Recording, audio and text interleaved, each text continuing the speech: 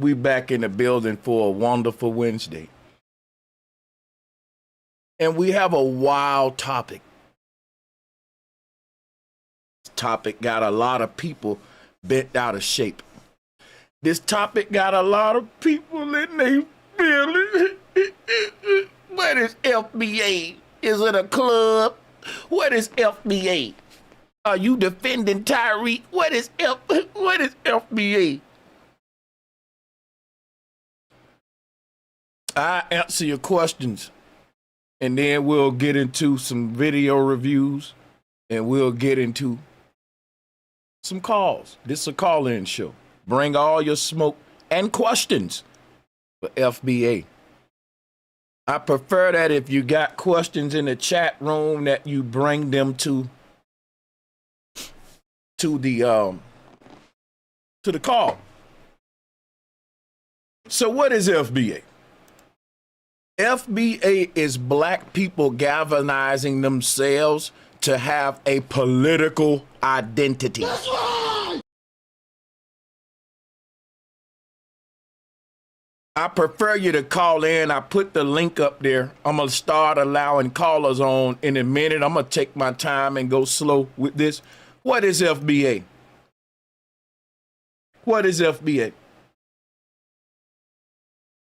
Let me give you a little history. Before FBA existed, there was a lot of, hey, shout out to United with Earth Energy for that $50 super chat. That's right. Sanchez for president, you don't know. Thank you, brother. Appreciate the love, man. And thank y'all for being members of this channel. Let's clap it up for all of our channel members. Those are the people that you see with badges in the chat room. They're sponsoring our streams, and we want to clap it up for them. We appreciate our channel members. Check it out, guys. Take my time with this. Give you a little history. See, there was a time where before FBA existed, you had a lot of white politicians pandering to black people. And they was pandering to black people in many different ways, you know. But there was a new way that rose up. A lot of white politicians started to pander to black people.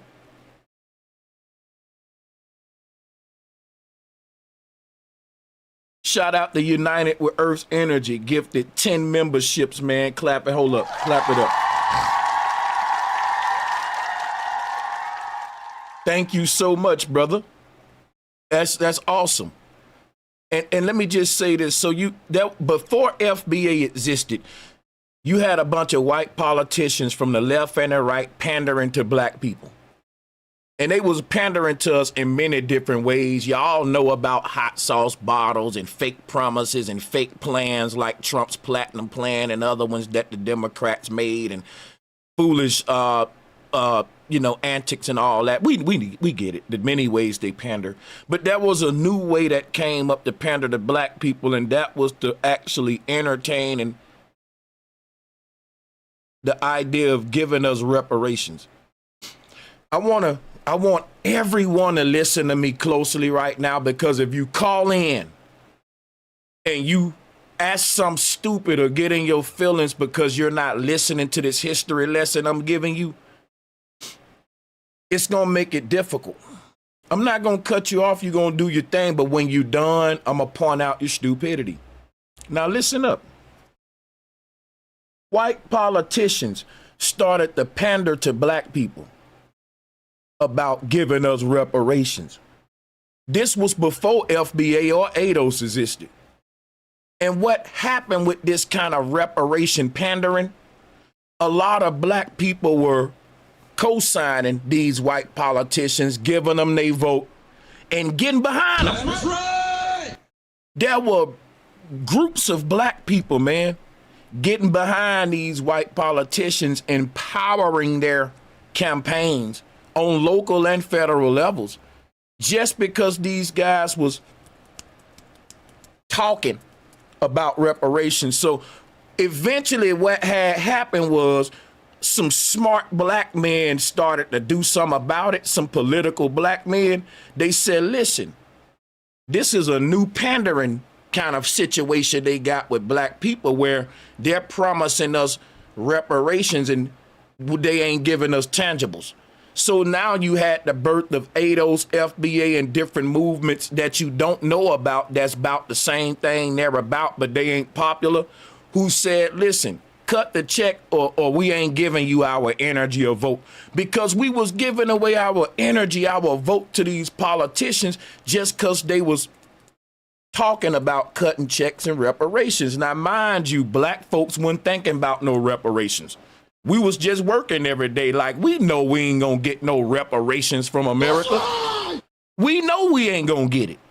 So these black political groups rose up to tell the black people that was getting behind these white politicians, y'all stupid. Y'all giving them your vote and your power and they just talking about reparations, but ain't giving you nothing. And this was the birth of FBA and ADOS.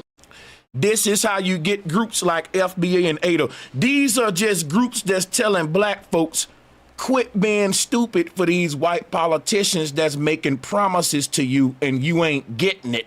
No tangibles. But you're giving them something. What's wrong with that? So that's how you got to keep in mind here that black people ain't dumb enough to think that we gonna get reparations.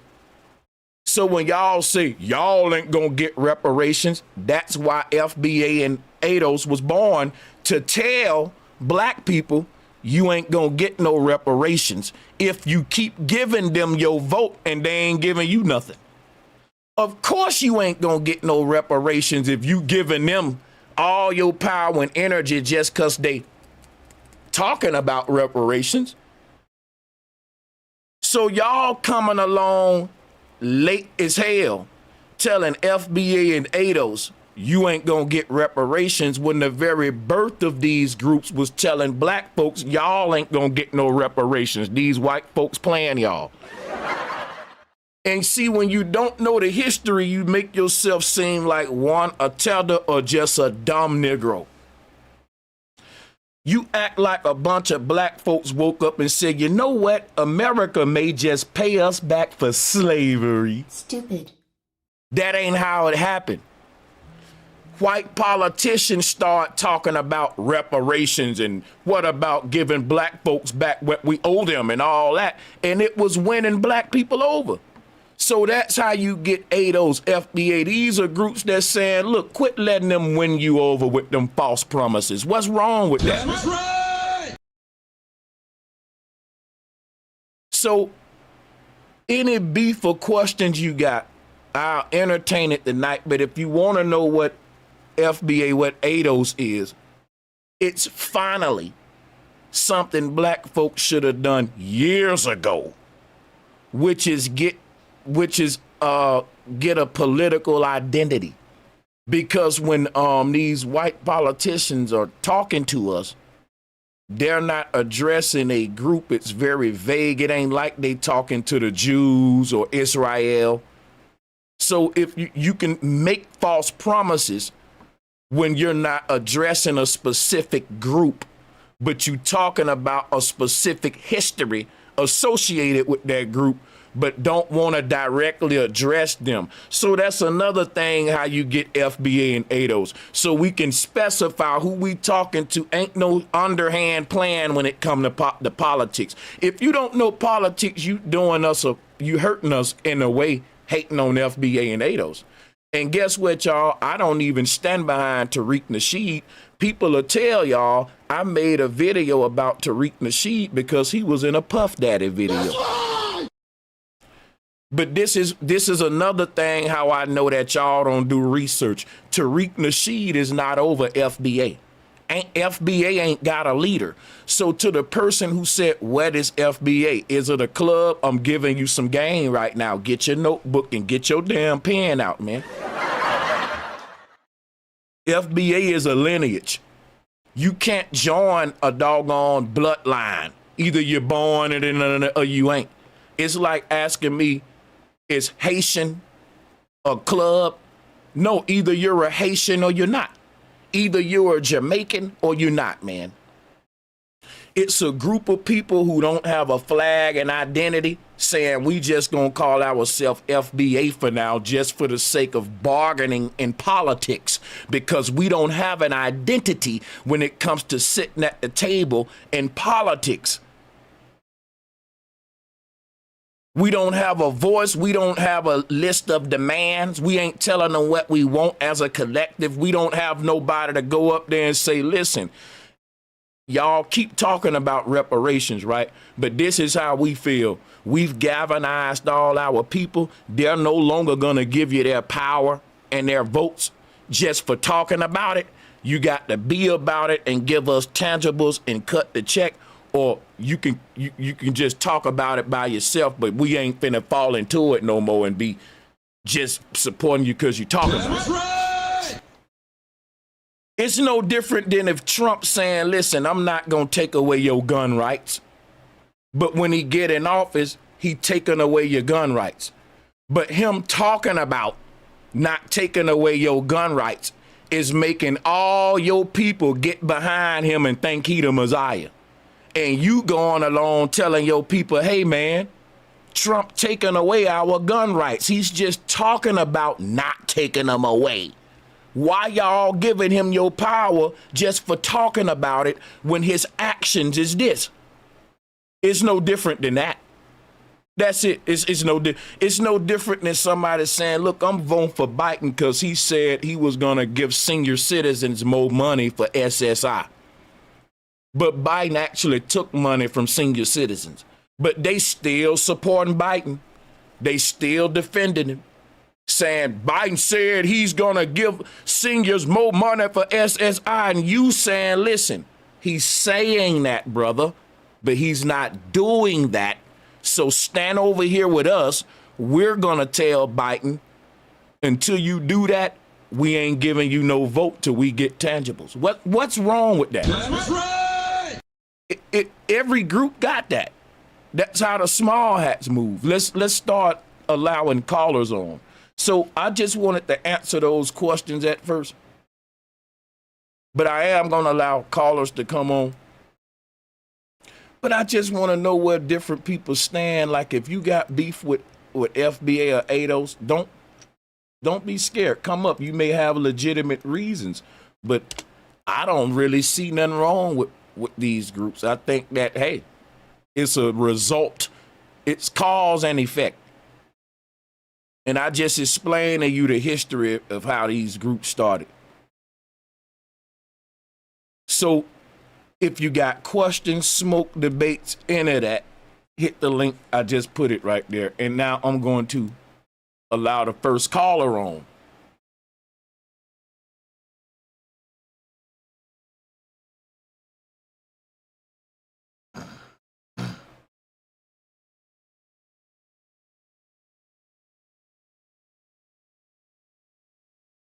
Allowing the first caller on here. See. So salutes to Marlon. How you doing, Marlon?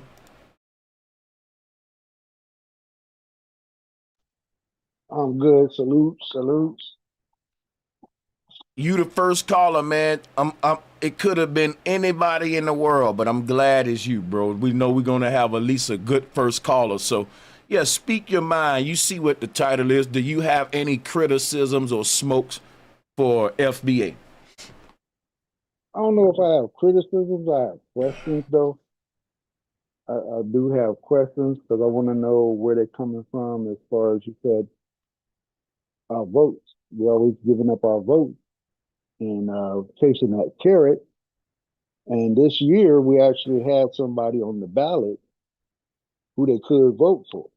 I know y'all didn't like her name, but what's in the name? You know, it's what they want. You know, with all due respect, we can't vote. It's over now, though. It's too late. You know what I'm saying? So let's talk about FBA. What you think about? Yeah, I mean, I'm not talking about the election per se, but I want to know, hey, where's, foundation is what it starts with. Foundation. What's the foundation? You're kind of As muffled. far I as don't know if you covering your joint, but we can hear you. But I just want to let you know if. But you go ahead. how is it now? Go ahead. Is You that good? better? Go ahead. Yeah. Go. Just go ahead. Um, well, our leverage, where is our leverage as foundational, you know, Black Americans? Where's our leverage at? If we ain't got no leverage in our community as far as being together, and voting as a block, because what's the percentage of the Jays in America? Are you aware? Say what now? What's the percentage in population of Of the Jays population? you What's the know, number? it was said that they're like 1 or 2% of the entire Earth's population. It was Of the said. entire. It was said. Well, what is it in America? It's like 2%. Chat GPT. I tell you, like, you want me to chat GPT? Where You you could, going with it though? but well, my point is that Uh-huh. we're in America. We're so-called or said to be 13 at 14%, somewhere in there, right? Okay. Doesn't that give us, shouldn't that give us some advantage versus a 2%, all money aside?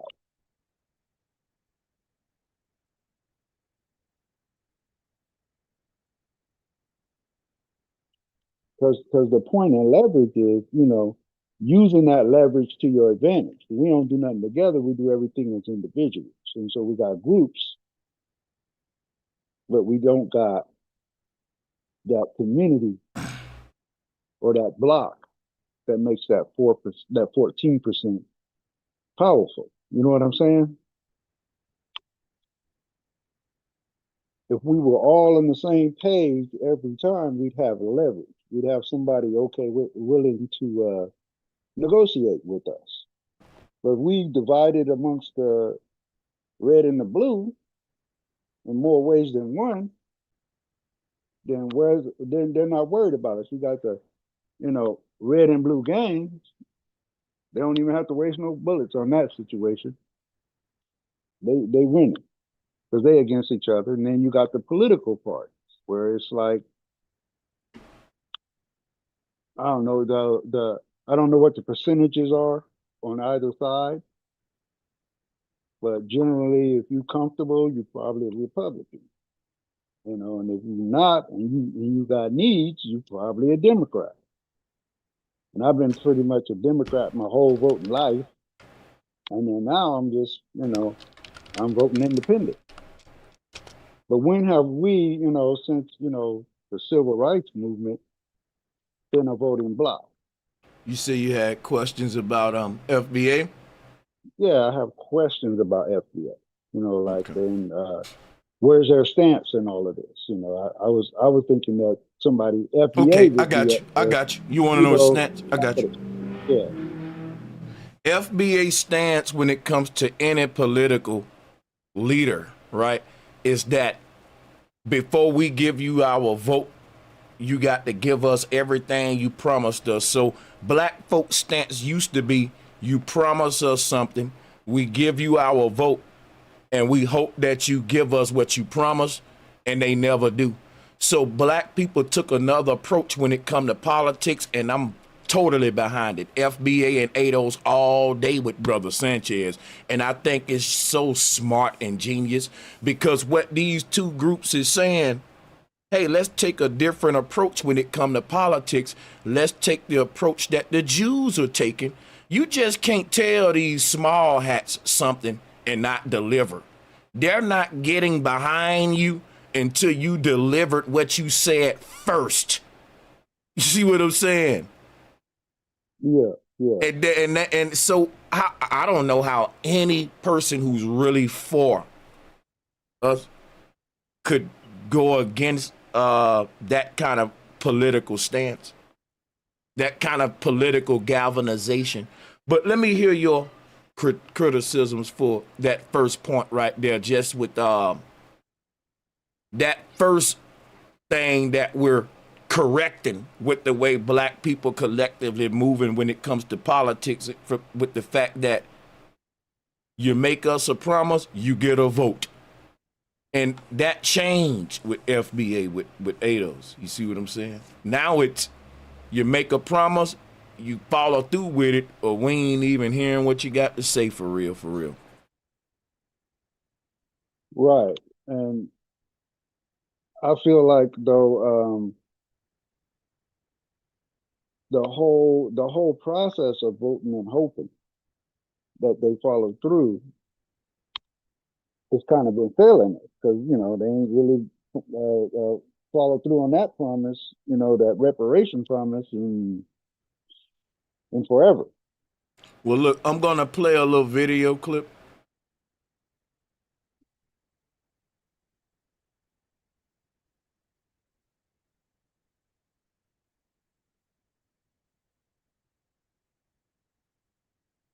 And I think I need to turn on your audio. I think I'm gonna have to turn on your audio, so you may not be able to hear it. So let me see. Okay, so there we go. Now we got it. Let's play the first video clip here. Somebody said Anton Daniels destroyed FBA. I'm like, haha, that's really funny. Let's hear it. I have no sympathy for anybody. You get what you deserve, wherever it is that you are in life.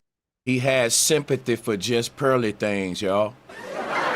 And I can prove it with receipts, but let's go. I can prove it.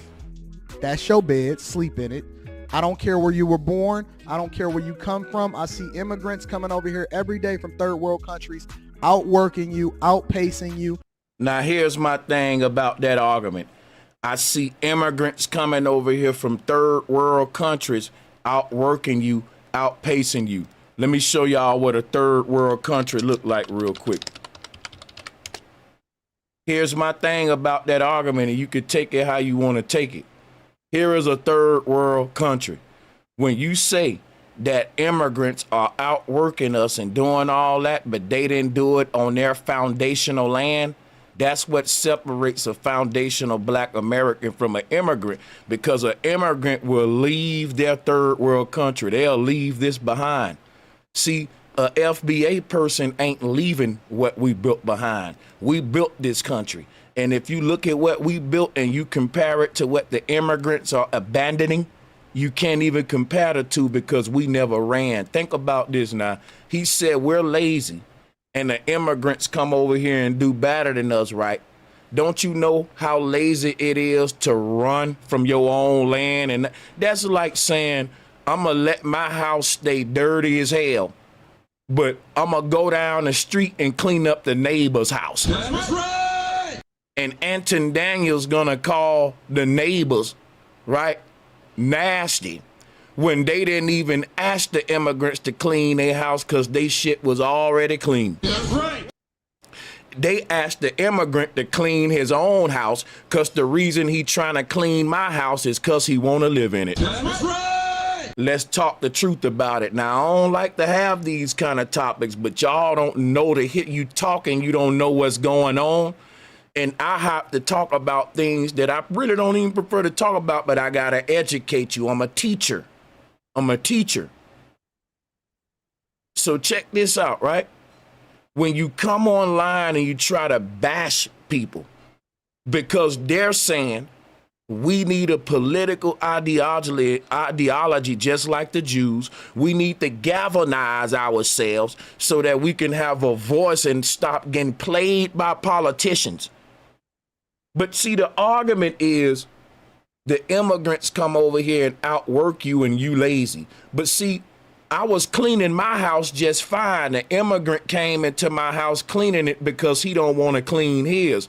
He's so lazy. He let his house get so out of control that he got to abandon it. Now, you ever saw a house so dirty that the government got to bulldoze it and close it down? That's right. You can't even clean that house no more because now it ain't even livable. Your health condition, you can't even they done let this house go down so bad that the best thing you can do now is move out of it if you care about your health. That's right. That's a third world country. And guess what? I can make an argument for the people there about how the government is oppressing them and doing all that. But these same people ain't making an argument for black people, and they ain't giving us a pass on how our government got they foot on our neck. You see the division here? It's a standoff, and I hate that it's like that, but I gotta educate you on the evil reality, the harsh reality of it. It's that I can very well sit here and make an argument for a person in a third world country, and I can give them an out on how their government is making it so hard for them, and they'll take it. They will even make it before me. But if a black person say, well, America did this, America did that, they will say, you lazy nigga. Not all of them, too. Let me put that out there. But a very large amount of them online. I don't know if it's a trend of the algorithm is feeding it or something like that. But this is something you got to think about. Who's lazy? The man that said, I'm not going to abandon my motherland. I'm going to stay here and fight every day, even if it's hard. Even if it looked like I'm losing the game and the other team got 60 points and I just got 20 points, I'm still going to hang in there, keep playing, keep fighting. I'm going to play hard. How is that lazy? How are you going to call slaves lazy? Just think about that. Let it sink in a minute. That's right. This is my problem with people. You want to call the people who were slaves in this country lazy. Last time I checked, the doggone slave master would be the lazy one. The slave master is so lazy that he rather kill you and hang you before he build his own country. He got enough strength to torture you, beat you, and make you pick his cotton and do all his work for him, but he ain't got enough energy to just do his own work and leave you alone. Tell me that ain't lazy. Tell me that ain't lazy if my brother beat me up because I won't make his bed up. That's right. Tell me that ain't lazy that my brother beat my ass because I won't vacuum his damn room. That's right. Now, my brother got enough energy to beat my ass because I won't vacuum his room, but he won't use that energy to just vacuum his room. That's right. Now tell me how the slave is lazy here versus the slave master. So it's crazy that I gotta teach people this in 2025, but see, we be dumb because we play dumb because we plan into talking points that's been given to you by the mainstream against a certain group, and that's messed up because we ride for people, bro, and I know that. I remember when Nelson Mandela was in power in South Africa. Black people was riding for South Africa and Nelson Mandela, man. And South Africans over here saying we lazy and shit. But they're calling FBA divisive when you ain't peeping, looking in the mirror at what you doing. FBA and ADOS ain't nothing but political groups that's defending, that's, educating black people on how not to be played by white politicians. How you mad at that? And you know why you mad at that? Because when people start saying, I'm gonna tell you what make them mad, y'all. The 3 words, foundational Black America, is what make them mad, y'all. You know why? Because when we galvanize and identify as foundational Black Americans, they look in the mirror and they say, well, damn, I'm not foundational. I'm an immigrant and I'm not black. And guess what? Why would you feel bad about that? Why won't you embrace your damn country? If I was a Jamaican brother in America, I wouldn't be begging to fit in with trying to be black if they was talking like that. I'll be saying, well, forget y'all. I'm Jamaican. We got Shaba. We got Bob Marley. We got a lot to be proud of. But like, why do y'all hate these groups so much just because the words foundational black America? That'll be like me hating a Haitian for saying that they're a Haitian. That's what they are. They're from Haiti. I'm not. They can be proud to be a Haitian. Why would I be mad at that? Why would I be mad at a person saying I'm a Japanese American or African American from South Africa or Canadian American?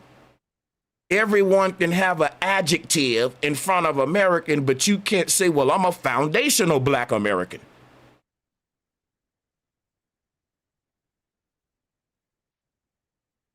Check that, man. Check that. Let that sink in and see what you're doing. What you're doing is divisive, because every group in the world can have a flag and an identity, but you telling this one group when they try to have theirs, they're being divisive, as if everybody else ain't divided the hell up under a nationality. It's called nationhood.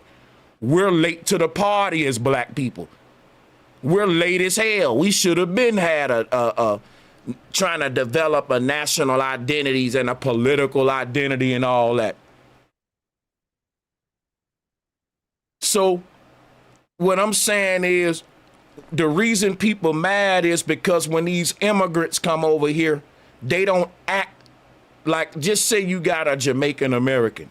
They come over here and act like a black man. And that, what up, my, you want some, I'm saying you got, that's why we came with the word tether, because you got a lot of people that have come over here from other places and they know they don't act ghetto and ratchet like that.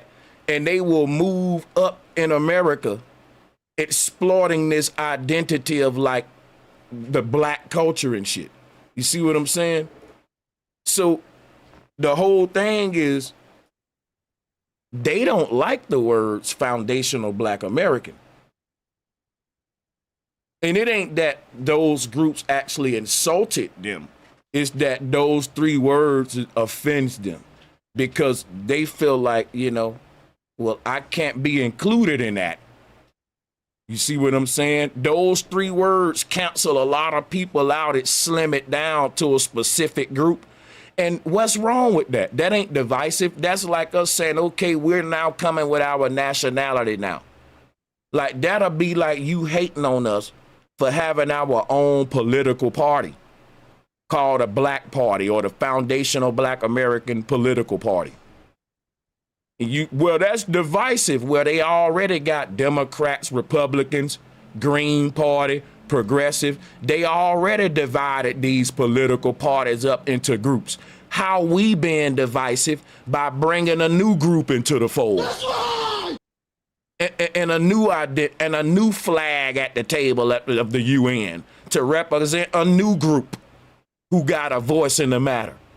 Like, how would that be divisive when, if you look at what's going on in the world, there are several groups divided up and have a voice in politics or whatever for their group? I mean, I just don't get it. Yad man, you are the second caller, sir. Welcome to the show. How you doing? Salutes to you, my brother. Can you hear me? I can hear you loud and clear. I'm going to turn the floor over to you. Oh yeah, I'm just calling in. I did it. I don't have much to say about the topic, but I can say I just respect what you got to say, or sorry, I don't have much to say on it, bro. I'm just listening. Sorry. Salutes, though.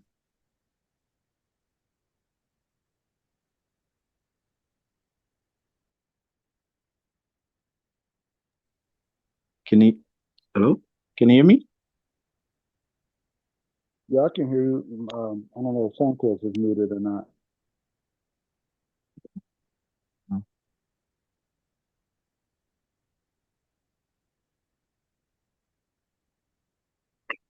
Uh, Oh yeah, go for it, Marlon. I don't have much to say, my bro. Like, man's foundational.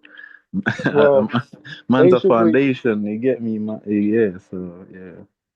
yeah. Well, basically, what he's saying is that some people are against foundational or that FBA, but to me, I'm not against it at all. But I wanted to produce a community that actually restores that foundation that it once had, but without having like leverage, it's an impossible thing. We need to create community leverage. And just like you got a Chinatown in San Francisco and LA, everywhere you go, you got different. What are they doing different than we're doing? And then we used to have this stuff, but it was all attacked. And what we have to do is reclaim that Black Wall Street and reclaim that Black voting bloc with solidarity. He was telling me that yeah, the election's over, but all politics is local. So you got your smaller elections, like your mayor, your city councilman, all of them people, all the way up to your state legislation. Those elections are going to be coming up. Those what they call midterms that we should be preparing for by solidifying that vote. But outside the duopoly, independently, we should be looking for independent voting platform.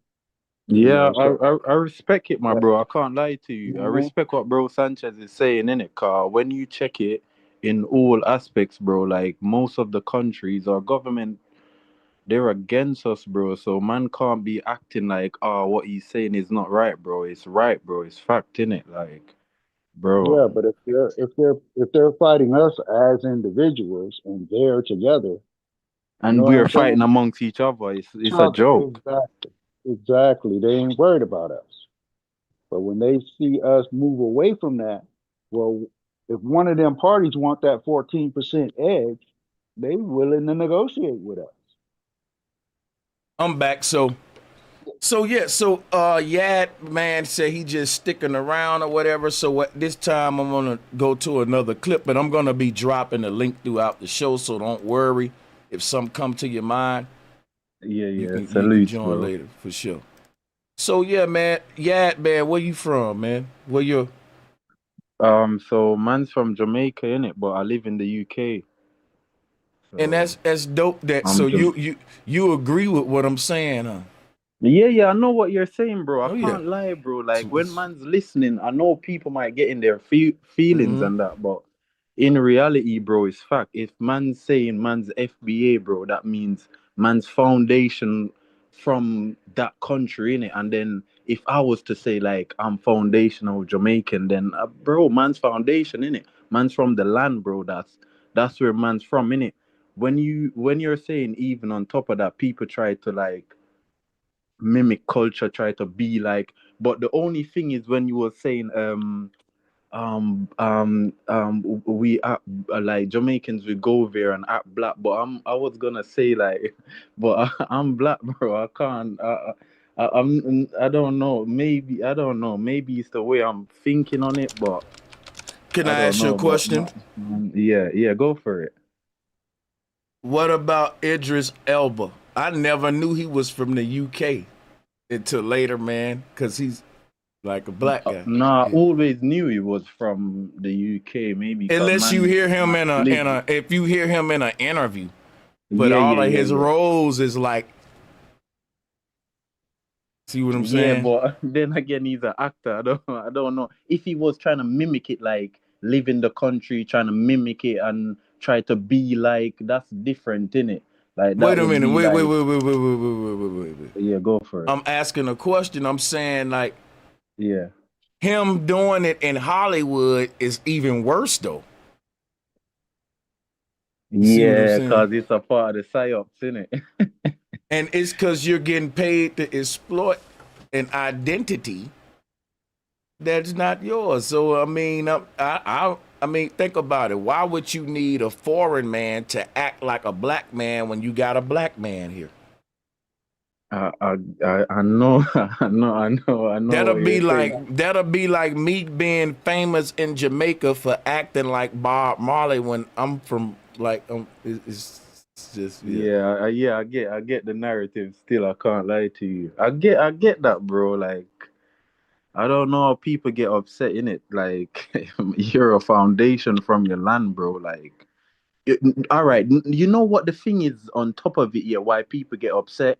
Cause they have this concept in their head that, oh yeah, all of us came from Africa. You can't be foundation from the land. Like, bro, how? Like, if man was telling you in his book that he wrote that, bruv, I saw people on these lands, brother. So how are you gonna be saying, oh, them man are not foundation, bro? They said European went to these countries, bro. If they went there, then that means people was there, indigenous people from that land. You get it? So I don't know how people overthink it like that. Still, I'm just, I just have to be real with it, bro. Like it's real, innit? I'm gonna go to another clip. Salutes to the callers. We'll be Mm. dropping the stream throughout the show. Oh, actually, y'all just need to hear it. Hold on. Make it to where the audio. Go, here we go. Listen up. And making you look bad. So I destroyed this first argument. I don't care where you were born. I don't care where you come from. I see immigrants coming over here every day from third world countries, outworking you, outpacing you, and making you look bad. You can never outwork a person that's stand in their homeland fighting the enemy. And then you can't say that the immigrants are outworking us when we're leading in every industry from NBA, NFL, all of that stuff. See, the thing is, when you look at what black people built over here and how we've risen to the top of a lot of these industries, you can't compare that to an immigrant who didn't build and where the hell they came from. That's what I'm saying. You can't tell me about a person that came to my house and cleaned it up. And I clean up my house every day. And they never cleaned their own house ever. They showing y'all how good of a cleaner they are because they fronting. But if you go look at their own house, you'll realize that ain't really who they is. But you calling the people of that house lazy when they clean it up all the time. And this person is only cleaning that house or attempting to clean it because they don't want to go back to their own filth. And you're calling those homeowners lazy when they never left their house to live in somebody else's house because they shit was too filthy. I don't care about your reparations. Listen, I don't care if you ever get it. As a matter of fact, I'm advocating against it because it's going to fuck up my dollar and make inflation go out of. So let me explain something to Anton Daniels. He think that if black people get reparations, it's going to mess up his dollar. Watch this.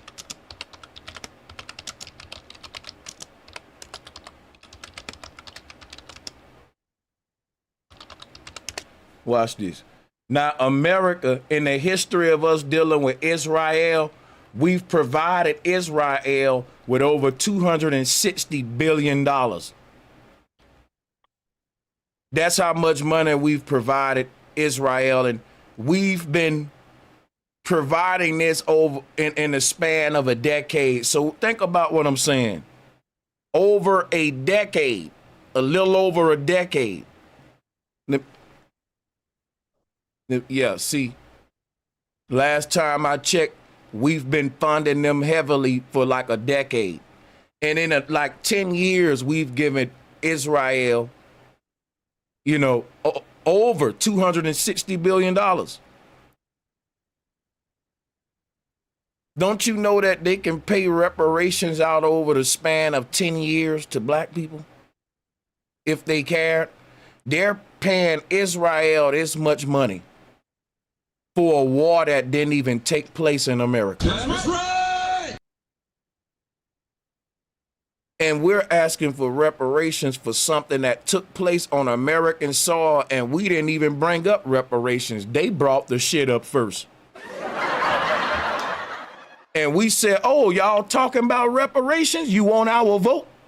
Cut the check and we'll give you the vote. That's right. And when we said cut the check and we'll give you the vote, guess what these immigrants start saying? Y'all begging. You're asking for handouts. Because they don't know the history of how this thing started, or they playing dumb to hate on us. We weren't thinking about no reparations. The white politicians was talking about it because they wanted black folks to show up to them polls. That's right. Black folks got smart and started saying, listen, no vote, no reparations, no check. Now watch this. Do I think we gonna get reparations? Hell no. That's the point of you having a group to go and tell a white politician, you know you ain't gonna give these people reparations. Quit using that as a political arguing point. That's needed. That's all FBA and ADO's doing. They're saying, look, if you're gonna talk politics with this specific group, leave reparations off the table because you ain't gonna give it to us. Yes, we are. Well, just give it to us then. It's that simple. Cut the check and we'll give you the vote. How simple is that, man? I'm going to clap it up for that. That's so damn simple. That's simple. I mean, simple is so good, man. The simplest thing be the best solution, I'm telling you. Just simple. Simple. And we didn't even start this debate. We was chilling. We knew we wouldn't get no reparations. They shouldn't have been talking about it. So now we got to have groups to say, hey, America, they just talking about it. And I'm going to prove to you that they just talking about it. Watch this. Hey, cut the check. See, y'all, they didn't cut no check. That's why we don't take them serious. And that's all FBA and ADOS is. They're a group that's saying, listen to these people lying about it, talking about this, and know they ain't gonna do nothing. Either do it or shut up. What? How can you be mad at a group like that? We got many groups like that. That's like if the government say we gonna end the war, but they keep on sending troops to the war. And you have a group that rise up as a political identity and start holding the government on that and say, listen, y'all need to quit talking about that you're going to end the war because you regular funding the war, but you using that talking point to get votes. Somebody need to expose and call that out. It's and it should be done. And it's just that when it's done with black people, for some reason, people get mad. I don't know why. But this is something that happens all the time. But when it's happening for my group, it's like, y'all divisive. No. That's crazy. They don't even call the God of the Bible divisive for having a chosen people and practicing favoritism. That's crazy. That's right. We have any more callers that would like to participate?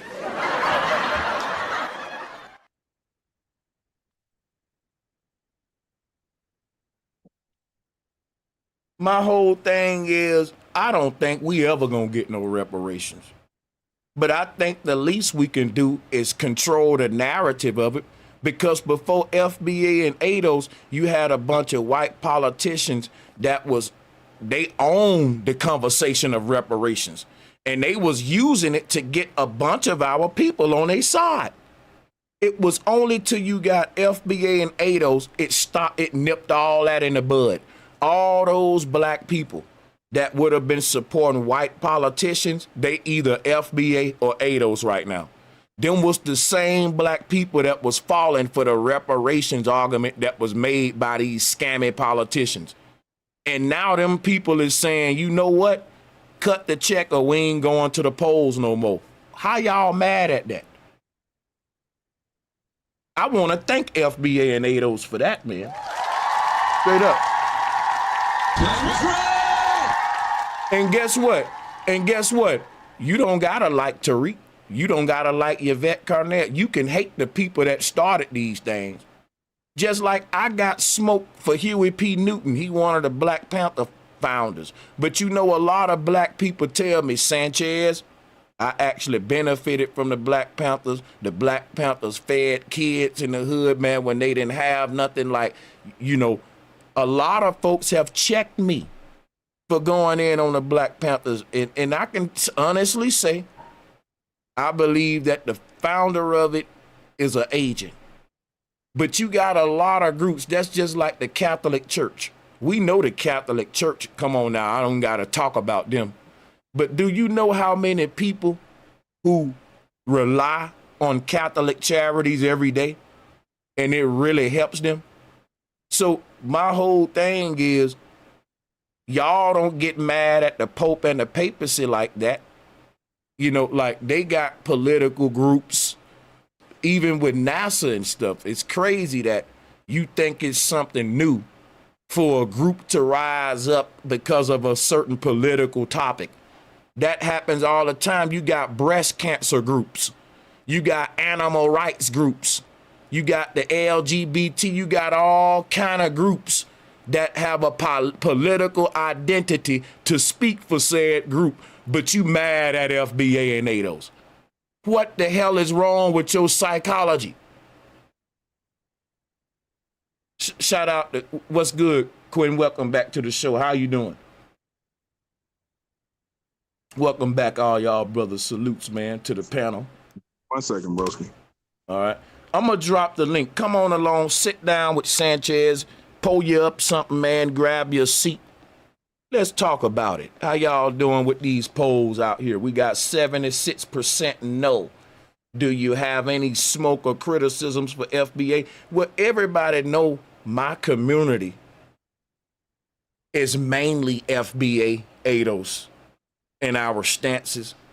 So, of course, the polls is going to be like that. That's why we ain't getting a lot of people calling in. But I really need to get on, like, these other platforms because that's where all the smoke at. It ain't on YouTube. YouTube is like echo chambers. I'm going to be honest.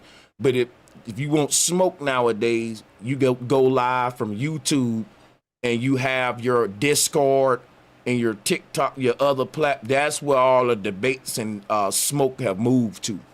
Real talk. The smoke and debate stuff have dried up on, not all of it, but a lot of this stuff you see, it'll be brought from another platform and uploaded over here to go viral. But yeah, salutes to everybody. If you got any criticisms for FBA, call it in and speak your mind. Let's go to some more video reviews while we wait on people to do so. Go ahead. Yeah, I got one. I guess it's a criticism. I mean, I'm part of the FBA community, but I think we should be focused on, instead of excluding ourselves from the vote, we should be looking at capturing as much of that 14% in one group, in one block. That leverage is the only thing they're going to answer to. As long as we say, okay, I'm going to take my vote and I ain't going to give it to nobody. But they ain't worried about you voting for the other guy. Because they in competition with each other. We ain't even in competition if we ain't voting as a group instead of individuals. So what they do is they plan way ahead. And I know you said the election over, that's just the presidential election. But the rest of the community or the rest of the politicians, Is now the midterms going to be the next thing up? The the Can lower I ask? levels, all of that. See. I got to do this now, and I'm gonna have to do this real quick. I want everyone in my chat room drop a 1 if y'all want me to debate Marlon on elections and voting not matter right now, because that's still part of the topic. It's political night. Drop a 2 if y'all saying let him live. Now it's gonna be a respectful exchange because Marlon my guy, and it ain't gonna be nothing heated. But drop a 1 if you want that exchange. Drop a 2 if move on, do some reviews, because Marlon is going to keep bringing up elections and voting, and I'm trying to ignore it, but he's doing it a lot, and I think I may just need to entertain some little smoke with him right now. So, but I don't know if Marlon, would want to do that. It's up to him, though. I'm not gonna force it on him. Don't give it no more than like 10 minutes. Okay.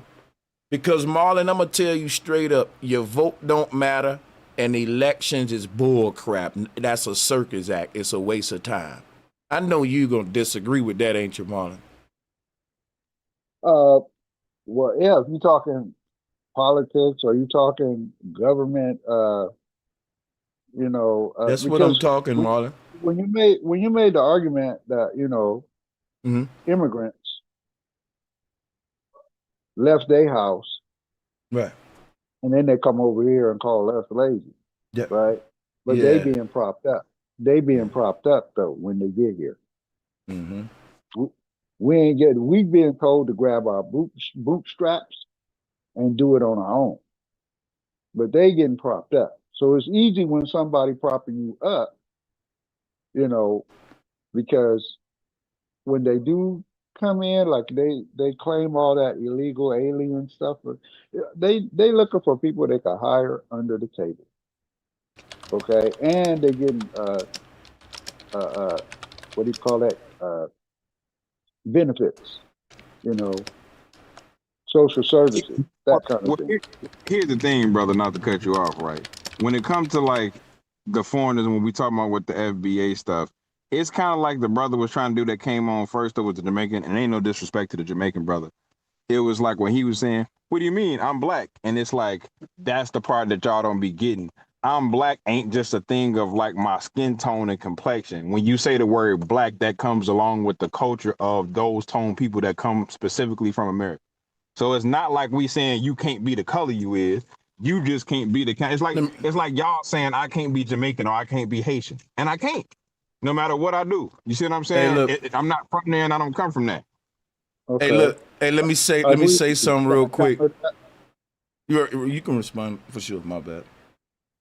Okay, like if he come over here and you say he Jamaican, that's a nationality, right? That's a country, right? When we say black, what country comes to mind? America. What nationality? Well, yeah, but in America, black means second-class citizenship. We're not talking about the social status of what it means politically. We're talking about the group of people that it means more so, and focusing on that specific gene pool. Right. And then my point is that Let me ask you. a lot of us foundational Black Americans go back to the beginning that were already here before it ever became America. We're already here, but they'll enslave you, but do that mean they won't lie to you about who you were? Oh yeah. Because their main objective was to colonize, take the land, take everything. So when you put yourself in that position, you have to fight from that position. But also, we also can't forget, though people was also here beforehand, it's still those that are part of us that ain't a part of nobody else from the people that was here bred on all of the slave farms to be a specific type of black. Like whether you came from Africa, Wales, Jamaica, whatever, when you came here and got to these breeding farms, after 3-4 generations, they done bred whatever you was out of you, and you specifically was what here. Just like how they do dogs and turn a wolf into a fucking Shih Tzu. You know what I'm saying? Right. That's why So, that Shih Tzu can't go back and be like, I'm a wolf. You get what I'm saying? yeah, but if you call yourself Black, then would you consider yourself African American? Hey, look. No. Nah, why do you think black is synonymous with African American? It's not a synonymous with African Okay. American. What I'm saying is it's a misnomer. It's we don't know no black. We all brown. Ain't none of us really black. So It's I a mean, social status. but listen, Black. I can show you some black hold on, hold niggas. on, hold, I done met hold. Black is a social status, which is why when we say FBA, remember FBA is our political identity. In politics, they address this specific group as black people. So look, either we can go to them and argue about us changing the name of what they call us, or we can just go the easy route and say, look, they calling us black. Let's put the word foundational in front of it so we can let them know that this group of black people you talking about are the ones that actually built America and descended from slavery, because what they were doing, they was throwing everybody under black. And that ain't fair to us as black Americans. Politically, right? Listen, it's not fair, period. It's not fair. That's like me saying, look, everybody that got yellow skin is Asian. That's wrong because Beyonce ain't Asian. That'll be wrong for me to just do that to the Asians just for some skin color stuff. Just because I'm saying everybody in the world with yellow skin, they Chinese. That'll be dumb as hell. But they doing that to me. They're saying, look, everybody with this color skin, you just black. And then that means everybody, no matter what nationality, where they come from, they can have this rogue identity that they can shapeshift to. But that ain't no rogue shapeshift identity for me. That's all I know. You're making a caricature out of who the hell I am. People can just put on who I am and take it off like a costume. That's making a mockery of who I am as a black man. You can't do that with other groups. Yeah, and that's all FBA and ADOS is about. And guess what? The people who want to cosplay as black, they don't like FBA and ADOS. That's right. Facts. They don't like that. All I'm trying to say is that we as quote unquote or so-called black people can't step aside politically, because then these people come in and cosplay as us. What do you say? We can't step aside politically? Yeah, because we're not going to participate in the body of politics in implementing who's ruling over us. If we're not going to participate, and this is going to be chess, not checkers, we have to participate in order to have a dog in the fight. Right. And that's what FBA and ADOS, that's what FBA and ADOS is all about. Right. So, I mean, so we can't step out of the political arena, because that's what this country, is that we're living in. So hold up, Marlon, chill out. That's why I told you FBA and ADOS are political groups. What make you think we're stepping out of the political arena when we're galvanizing ourselves as a group in the face of these politicians so we can sit at the table and bargain like the small hats? All I'm trying to say is to take that step literally further. Like, they look at the numbers. Right? Show us what to do. How do you take this further? Let me land this plane. Real quick. If they see us go in, like I'm gone from the Democratic Party. I left. I'm leaving. Right. If they see 10% of us leave and register as independents, like, oh, well, we're gonna have to start negotiating with them because we don't know who they're gonna vote for. Okay? Instead of showing your hand and registering as a Republican or a Democrat, step aside. As a group, step aside. Because we ain't been getting nothing at the negotiating table because they got us divided already. They got us on, you know, it's black Republicans out there. You know, it's bully out there, right? We gotta show them numbers, because that's what they go off of, numbers, Okay, so if they see 10%, 12%, wait a minute, they all went independent. Okay, who they looking at? They don't know. That's all I'm saying. I mean, you Let saying me we ask, shouldn't even be can I worried ask you a about question if you're done? You're saying it. in Yeah, that's order all. for us, you're saying in order for us to take FBA and ADOS to the next level, we need to all go register as independent. Yep, that's a suggestion. Yes, that's Okay. what I believe because it I'm not takes us. I'm not It takes pushing us. back at it, man. Yeah, because it takes us. It's gonna make them focus on us because they're like, oh, damn, now they really getting together as a nation. They getting together nationally. If you get 10, Can I 10 ask you a question? party. Can I ask you a question? So for sure. If some people come out with their money and they build a little bitty city fairground, and they taking all their money to build a city fairground because it's a small little start idea what they got. You got to crawl before you walk. Wouldn't it be kind of crazy for me to go tell them people, hey man, y'all got to take this to the next level. You need to make a theme park. You need to get your Six Flags on. Because guess what? Them people just got into the park business.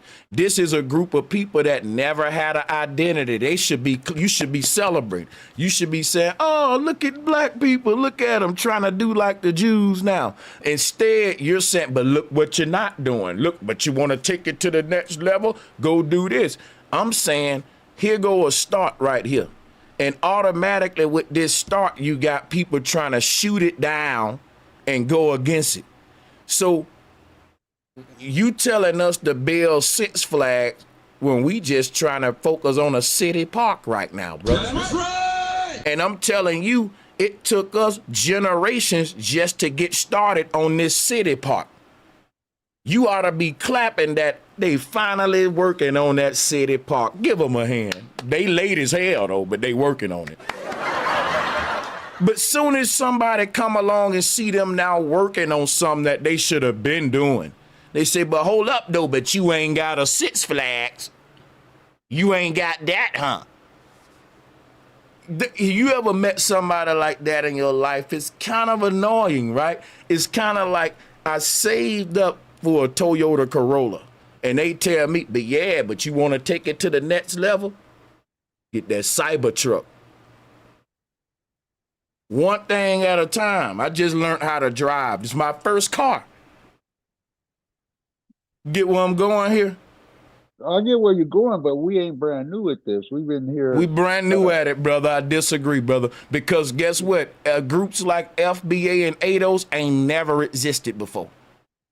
Before FBA and ADOS, we was inclusive to immigrants. There was no word called Tether that we was using against other groups. That's why it's such a big talking, trending topic now, because it's new. Think about what FBA and ADOS is. It's a group of people that never galvanized and had an identity coming together saying, look, we're going to call ourselves this. And we're going to show up to the politicians as a group saying this. That ain't never happened before, bro. You lying your ass off if you say that now. No, I'm not disagreeing with you on that at all. I'm adding to it because you putting pen to paper, and you saying, yeah, we ADOS, we foundational, and this is what we gonna do. And you putting pen to paper, and you doing action. You making a move. You moving that first pawn. When you identify yourself and separate yourself and put it on paper, that is leverage. It's one thing you in numbers you got leverage. Because if you only got half your forces, and I done picked you apart, right? Can I ask you a question? I got more pieces still on the board. Can I ask you a question? When we all go and register as independent, then what? So we let them sweat. We let what? Because you letting them sweat because if you're in the numbers that I'm talking about, 10%, we're 14%. So if 10% of that 14% are a voting bloc, that's millions of people. That's leverage. Okay, they're gonna listen to leverage. They're gonna try to make a deal with leverage. But when you just scattered amongst the crowd Can I with ask you a question? what go Are ahead. all of the small hats going to register as independents? They don't need to. Why? You know why? Because they're funding both parties. Okay, so let me ask you a question. Both parties. I got APAC fund both parties. I got you. So no matter who win, we lose. I got you. So how now will registering as an independent be a threat to small hats that's funding the both parties that monopolize the political system? Want me to repeat the question? Because I know you thinking about that now, right? No, Not thinking I'm because trying to answer you. I'm trying to answer you. go ahead. Okay? Because you got all of these other communities, right, that support each other. We don't do that. We don't support each other, financially. That's what I'm saying about FBA and ADOS. Well, They're not being supported. People pushing back at them. Right. Yeah, I got you. That's what I'm saying. And when we, like, for instance, we don't have the platform that they have because they got billions upon billionaires in their clubs, right? So my question is, how is us registering as independents gonna be a threat to such people with this much power and money? Because when you got a duopoly already working, right, and they're real close in number, right, on who gonna run the show, right? They be within when it's a close race, they be within 5%, 6% of the Republicans winning or the Democrats winning that election. Now, if you got a voting block of 10%, you win. You're gonna negotiate with that 10% because you win. Can I ask you? Can I ask you a question? Go ahead. One other one. Have you ever heard? These are yes or no, by the way. Have you ever heard of Drake? Have I ever heard of him? Yes. You ever heard of Kendrick Lamar? I've heard of Kendrick Lamar. Okay. Now, have you ever heard of Navy Blue? No. What about Earl Sweatshirt? No. What about Dale the Funky Homo Sapien? No. What about Blue? No. I can keep right no, stop. Just don't do that. What about Mavi? No. And my point is this right here. There are more underground rap artists than mainstream ones. And I can go on for fucking weeks asking you about underground artists and you'll be like, no. But guess what? You know who Kendrick is, you know who Drake is, and both of them on the same parent label. But I can name you 100 underground artists from different labels, over 100 different labels. You never heard of these labels. You never heard of these artists. What is my point? As long as the small hats got a monopoly on the left and the right, it don't matter how many people you got registered independent, don't nobody know who they are. Don't know if I ask the people that's showing up at the polls about these group of independents, they never heard of them like I'm doing to you with the underground artists. This is happening in the music industry. They've monopolized everything. If I ask a person if they know who got doggone Beyonce is, yeah. Do you know who Cardi B? What about Nicki Minaj? There's only a few people in the mainstream industry, about 20 artists, and they names everybody know. And if after that, you'll be like, no. I'm telling you, man, because check it out. When you underground, people ain't digging you. Let that sink in. Hold up. Let it sink in. When you underground, don't nobody like to dig no more. People lazy, bro. We used to dig to find new talent. People don't dig no more. And when they vote, they don't dig either. Don't nobody like to look who is the third party, who the green party. They go with left or right, bro, because it's easy, it's convenient. Because they gonna vote for what they know. And they think they know these two candidates because of all of these big ads and commercials that they be seeing leading up to the voting. And they only see the left and the right, Kamala ads, Trump ads. Anybody else on that doggone polls that they never heard of or saw in a commercial, you buried, you guess what? You're buried underground. You can respond, but you're gonna act like what I just said ain't the truth though, and that's crazy, No, bro. I'm not. I am not gonna act like what you said ain't the truth, because I ain't been following rap since the old days. Because I'm almost 60. All right, but that's just that category. That's just that genre. Okay. I mean, you didn't ask me What about no old category? R&B. What category? Those categories was all rap categories, and those all youngsters, right? That's a whole Bro, different category. okay. So since you But don't, since hold up, time out. nope. You just I gave me a haven't even challenge. I ever know, made but my point. you gave me You a made your challenge. point. You landed your plane, and Hold up, now I'm on. bro. No, I ain't done. I ain't done now. Okay, No, I ain't done, bro. I you ain't gotta done. let me See, counter. I got you. I'm man, but nah, can't do it now because I'm not complete. I thought that I gave you a thorough list to make a point. You said, Sanchez, that ain't good enough. Give me a R&B when I'm gonna call your bluff. I'm gonna give you what you asked for, even if I make you wait for it. I'm not cutting you off. I'm finna give your ass what you asked for. You shouldn't have asked for it if you ain't want it. I'm gonna stop them. You gonna get this. You shouldn't have asked for it. You asked for Okay. and you can do Listen, what I still you got a can do challenge. whatever you want after this, and I'm gonna give you the flow back. But I'm finna play your game with you because you asked for it. Have you ever heard of El Hay? Hey, no. What about Fanta Hughes? Fana Hughes. Mm-mm. What about Kamari?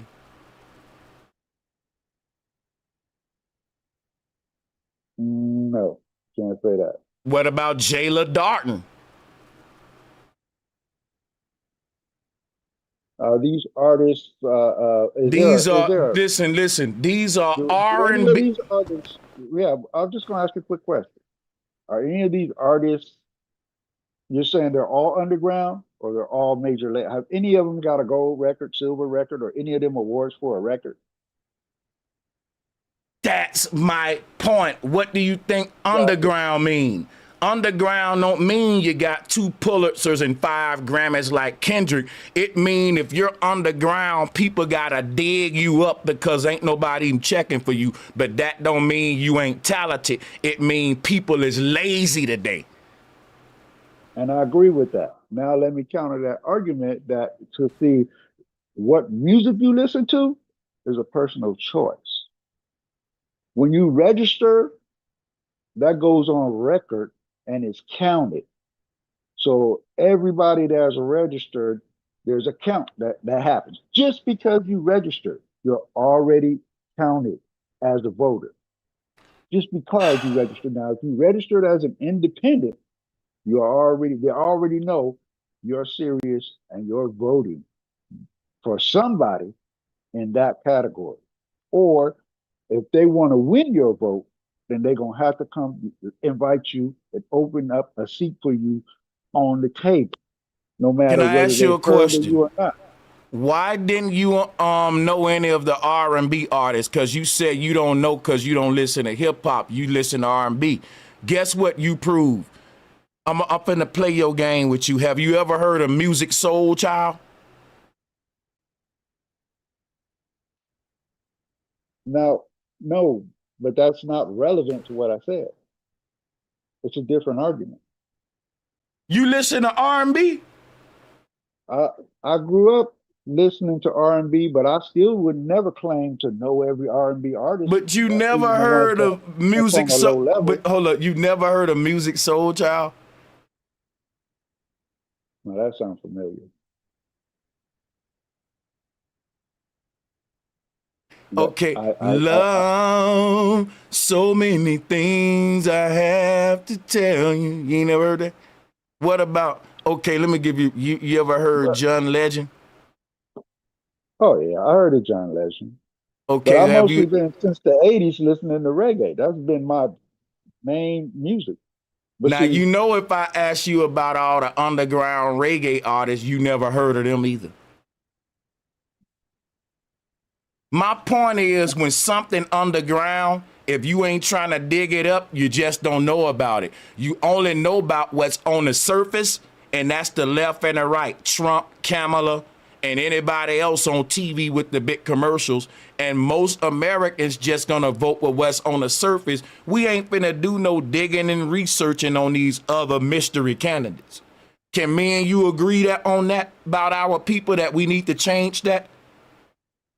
and that's what being registered as an independent would do because everybody's count. It don't matter Oh my what you're God. saying.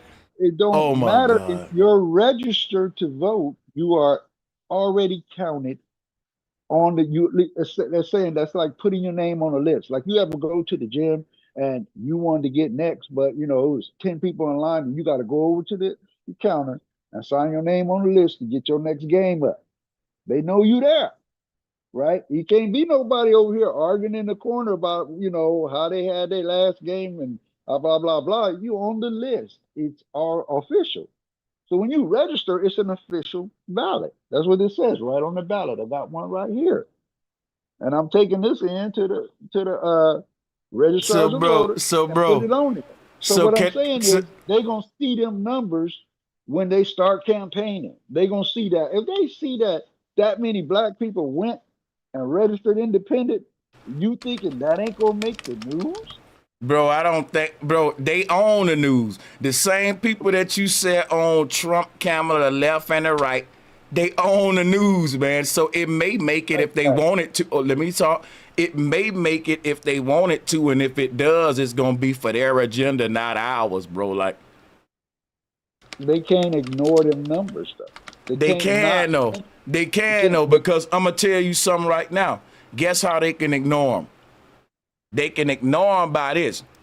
It is more underground rappers than mainstream rappers, and everybody in America is ignoring those numbers. It don't matter that it's millions of underground rappers. It's only a few hundred mainstream rappers, and everybody know who them is, but don't nobody know these underground rappers. So people can ignore those numbers. You act like if it was 5 billion underground rappers, people will check for it. It don't matter if they all underground. You missing the key word, underground. And if people on the surface ain't digging, it don't matter if you tell the people under the ground to get your numbers up. You see what I'm saying? They need to I get, understand that's what I'm everything saying. you're saying. It But can what be a I am saying, trillion people underground. If ain't nobody on the surface checking for them, they don't exist. now watch this. Now, if you ignore them numbers, right, that I just gave you, 10% of the black population on one voting block, and they ignore If those you numbers, 10, ignore, let me listen, land hold on, my hold on, hold plane on, hold on. though. I You got you you, can't bro. have an argument. I argue, you argue, you This counter is getting argue, right? annoying, man. This is annoying, man. I understand everything you're saying, No, but you don't, brother, because you're I do. ignoring the underground part. You keep coming back with, I'm ignoring the numbers. I get what you're saying about the numbers, brother.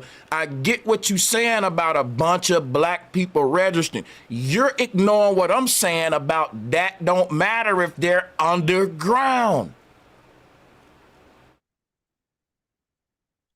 Can I respond? You finna When they ignore go me to the again. ballot, no, I'm not. I'm just my counter argument You is got it. Go ahead. underground. My counter argument is registration is official. So when they go to the ballot box, if you ain't catered to them, they gonna decide that election. That 10%, if it's a 5% margin, and you ignore that 10%, they gonna decide that election Hey, I'm gonna look into because what they you're gonna go. saying, and I'm gonna see. You know what I'm I'm saying? not gonna say you wrong. I'm not. I'm just, you know. Go ahead. Yeah. All I'm saying is that gives us back leverage. If they can't ignore official ballots unless they just gonna cheat on all the elections, they're gonna be forced to.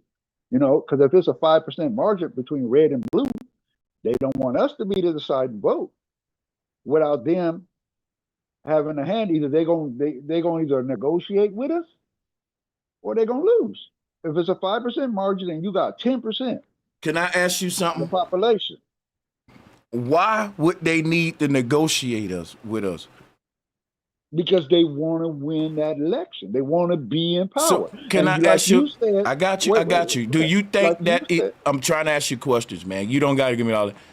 Why do you think that power comes from the polls and elections versus lobbying power. and owning politicians?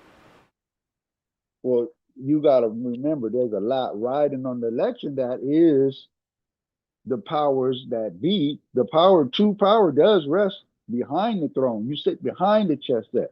What move is the most important move? Is it the one that you see your opponent, or the one that you don't see that your opponent can make? That's the one that's gonna hurt. Can I You know, tell so you? what Can I tell you something, all I'm man? saying is, Let me answer your question. The best move you can make on this chess game is to learn how to own all the pieces on the board. It don't matter who moving them. It matter who own them pieces, bro. Because guess what? The hands don't even own them pieces. They just playing the game. What about think about what we saying now. The small hats own all these politicians. They puppets. You think you can make one of these puppets do what you want them to do with your voting power when it's the money? You just said that these Jews got so much money and how we can't compete with them and they so powerful and they can buy off politicians. What make you think your little voting at the booth gonna be enough to battle billions and trillions of dollars? You think they're gonna honor that, bro? it's not a matter of them honoring. It's the law. It's built in. It's the law, huh? So Right. you telling me that Wait, the wait, people? let me I'm finish. asking a question. You telling me that the people in power follow the law? No, they bend the law. But what I'm saying is, That's what I am saying is that you gonna have a seat at the table. Say these guys is fighting amongst themselves for what deals they gonna make with the contractors. All right. If this guy gets in office, he got construction deals because Trump is a construction guy. He gonna help build that border. When they say billions of dollars, they talking about contractors, like you saying, right? But if you can mess that up, then that guy gonna make sure he cuts you a deals. It's about you getting your slice. and you're gonna mess it up by having a bunch of black people register as independents. Well, yeah, because that's leverage. That's leverage politically. How? No, bro, hold on. You gotta understand. You doing more harm to black people by having more of them register to vote than by just having none of them vote at all. Right. Huh? Right. That's right, Q. That's right, bro.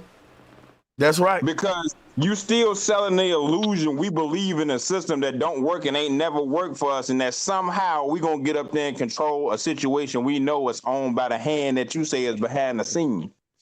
So how you gonna get what you need with no leverage? Let me ask you a question. Let me ask you a question. How did the small hats get it? Not voting. Right. So you asking? Hold up. Are you ready to go the other route? Hold up. You see how he wrong and don't want to be corrected?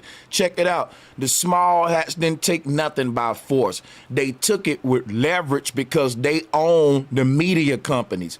They own all the TV stations.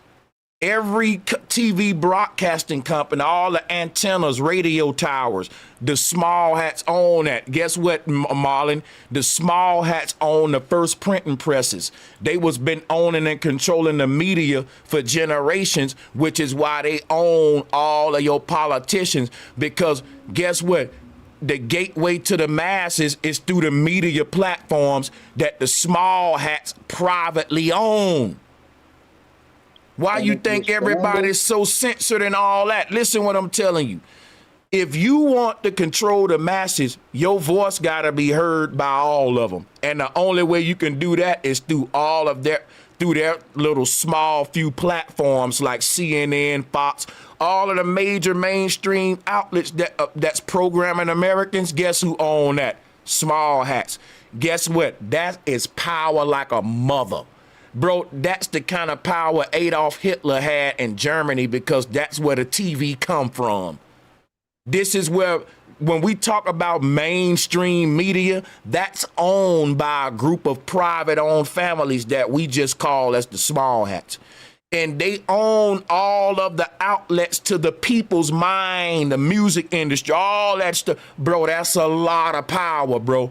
That's leverage. Now, if black people said, listen, we gonna stop being actors, rappers, and entertainers for Fox, CNN, and all that, and we gonna make our own independent radio stations, independent TV stations, and all that, and it'll get popular. Why? Because everybody cop off what we do while we making they stuff popular.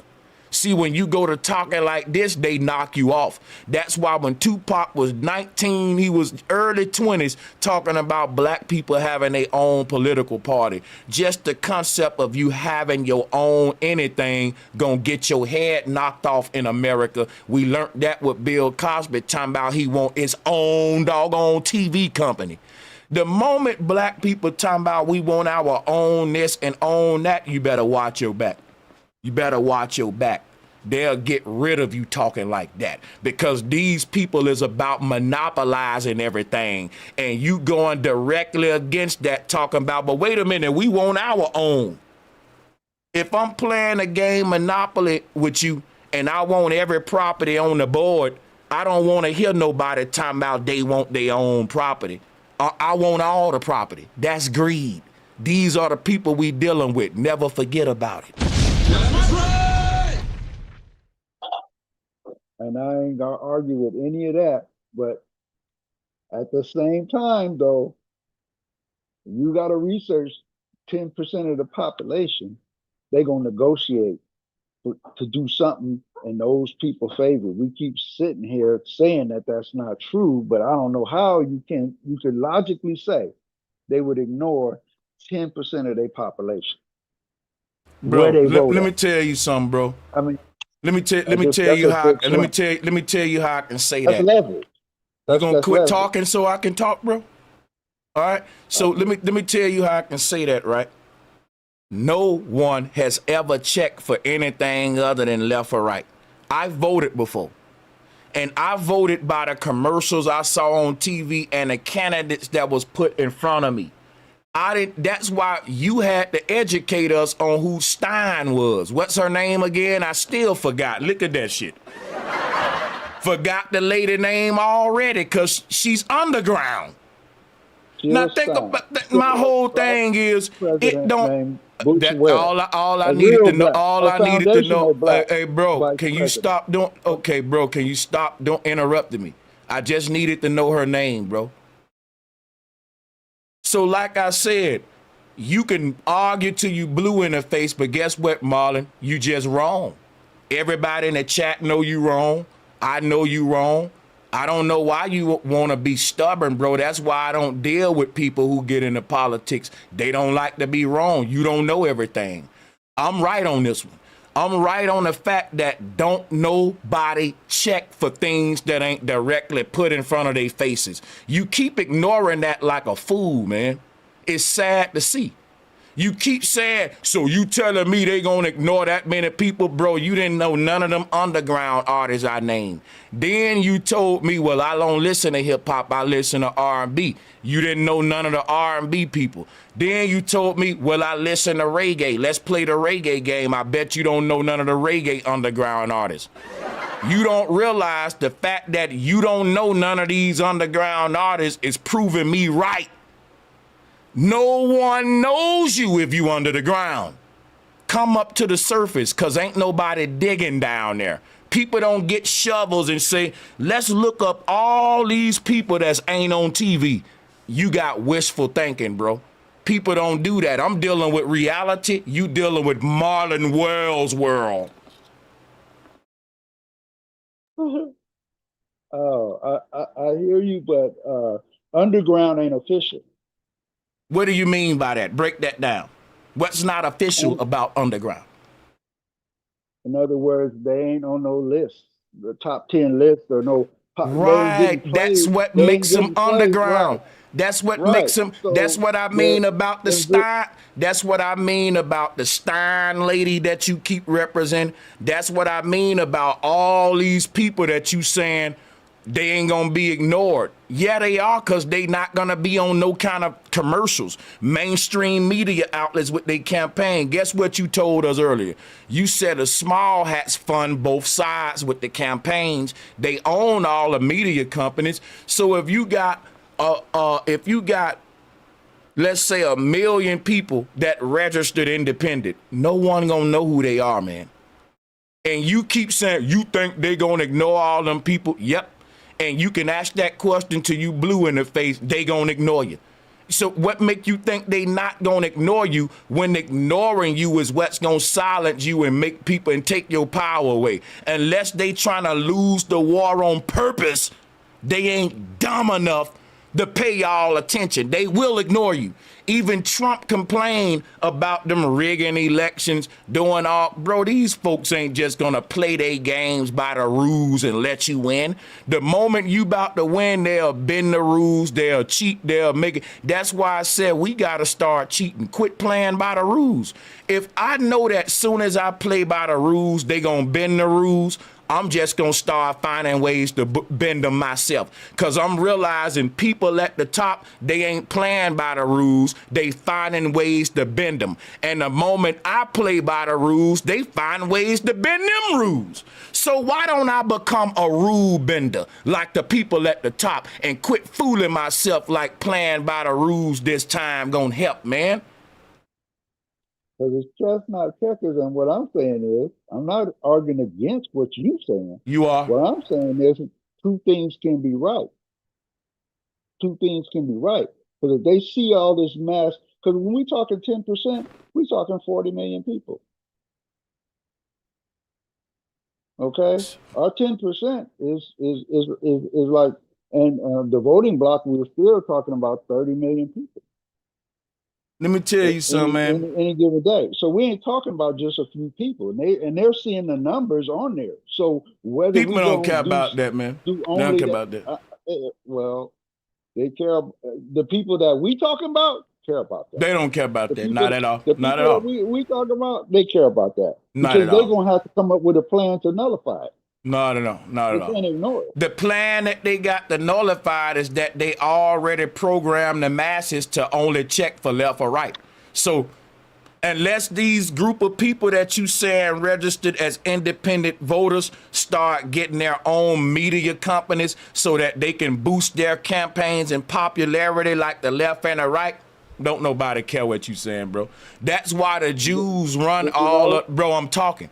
That's why the Jews run all the media stations.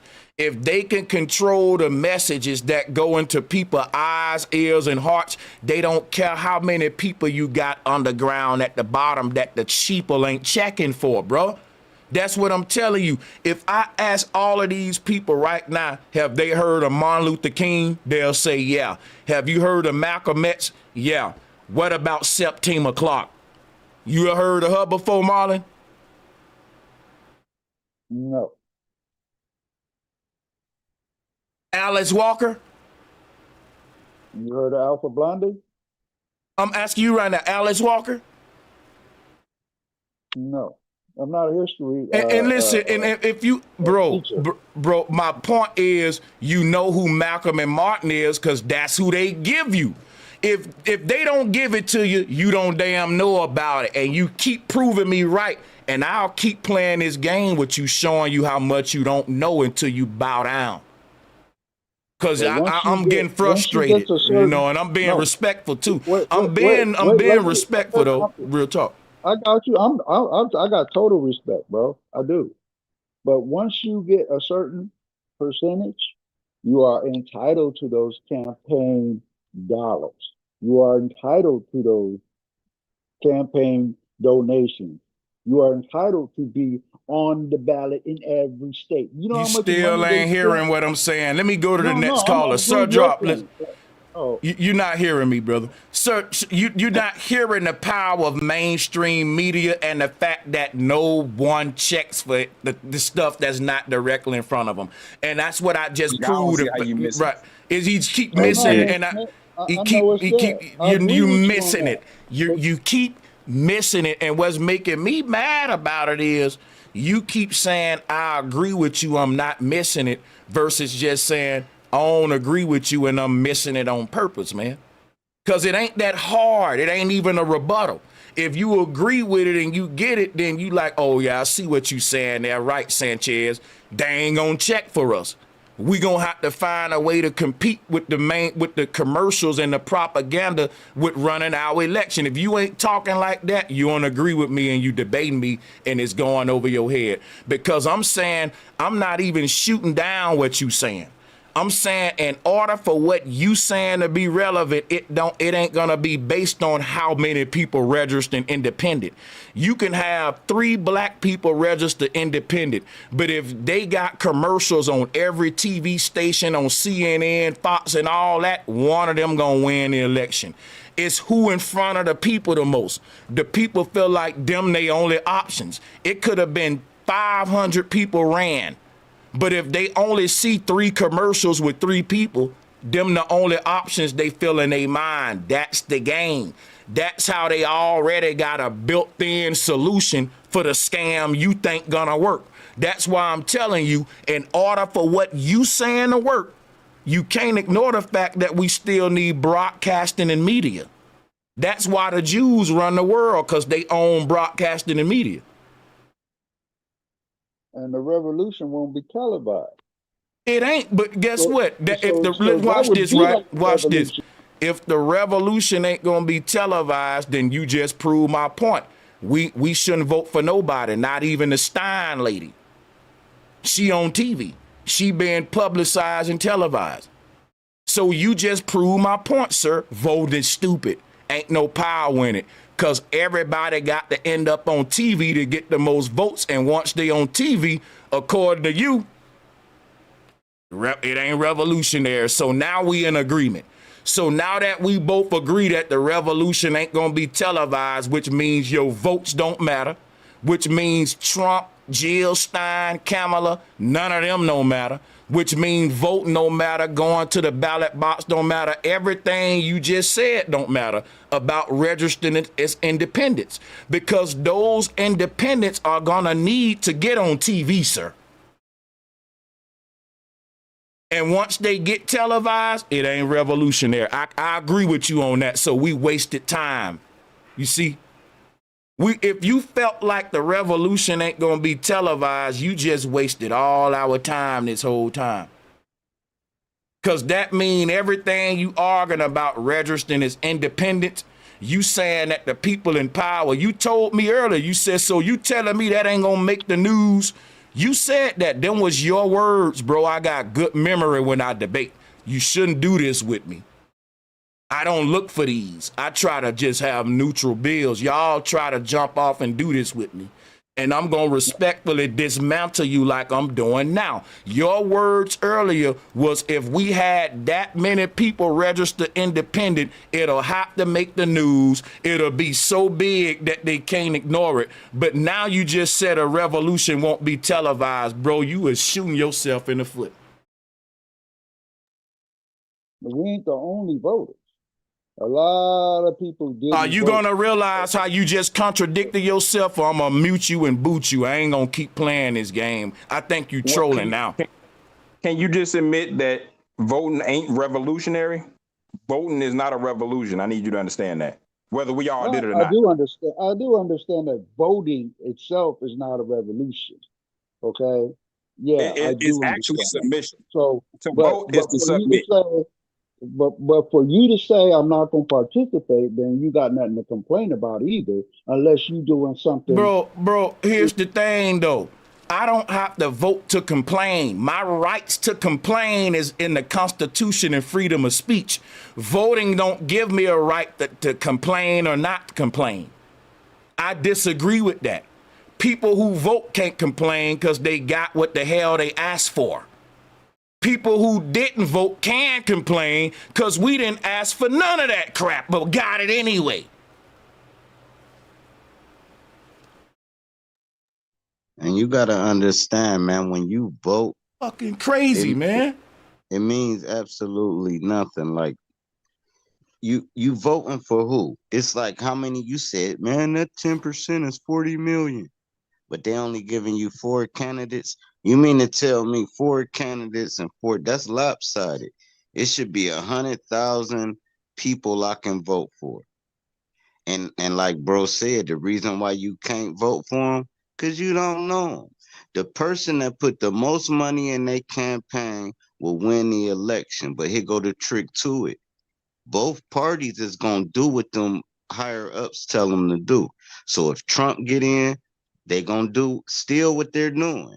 If Biden would have got in, or Kamala Harris, whatever her name is, they're still going to run the same agenda.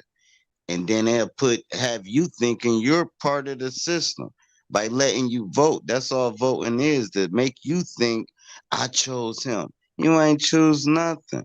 They promoted it, and whoever they promote, they could tell you Oprah won.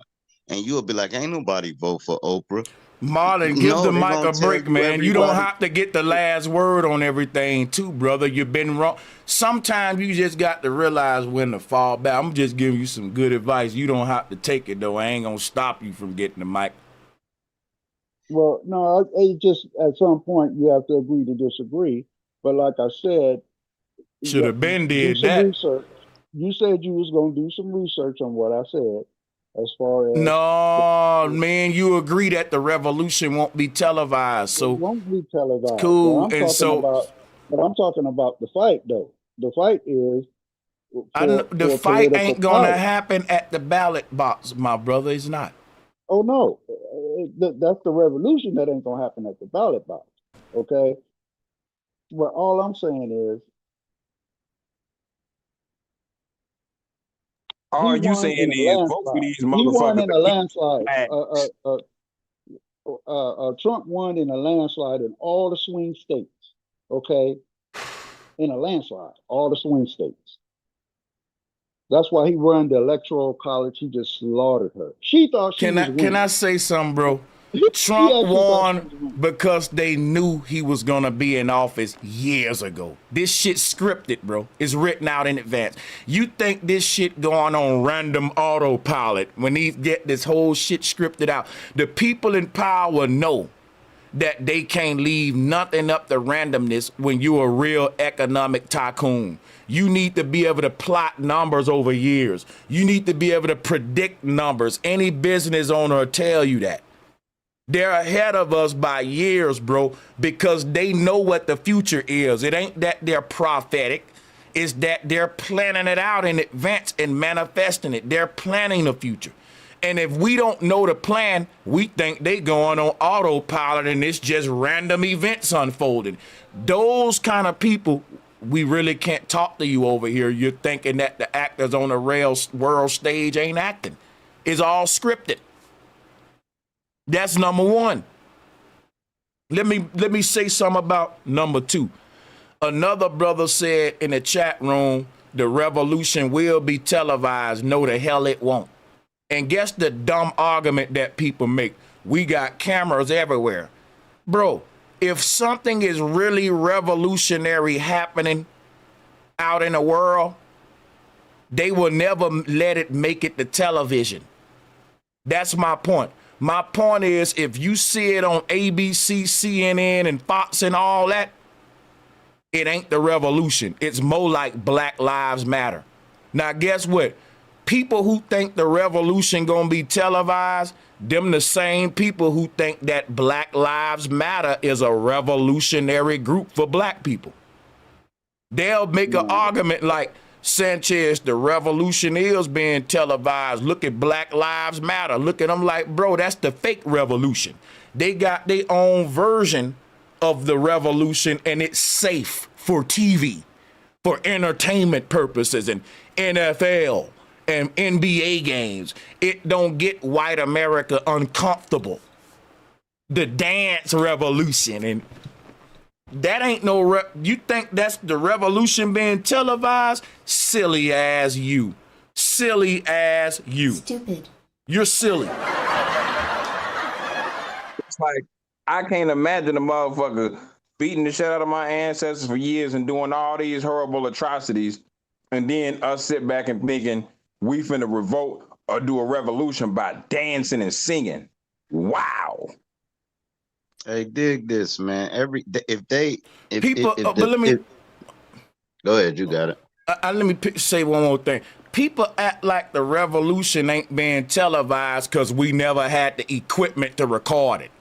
We've always had Bibles, printing press, newspapers, and ways to record history, but we've been deleted out of it.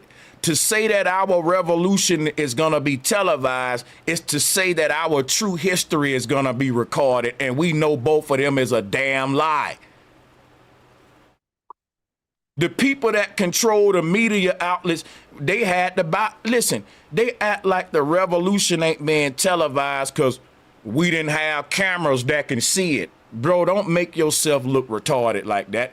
The revolution ain't been televised because it's been suppressed and censored. The revolution in the music industry is all of these underground rappers. These underground rappers are saying stuff that's very revolutionary.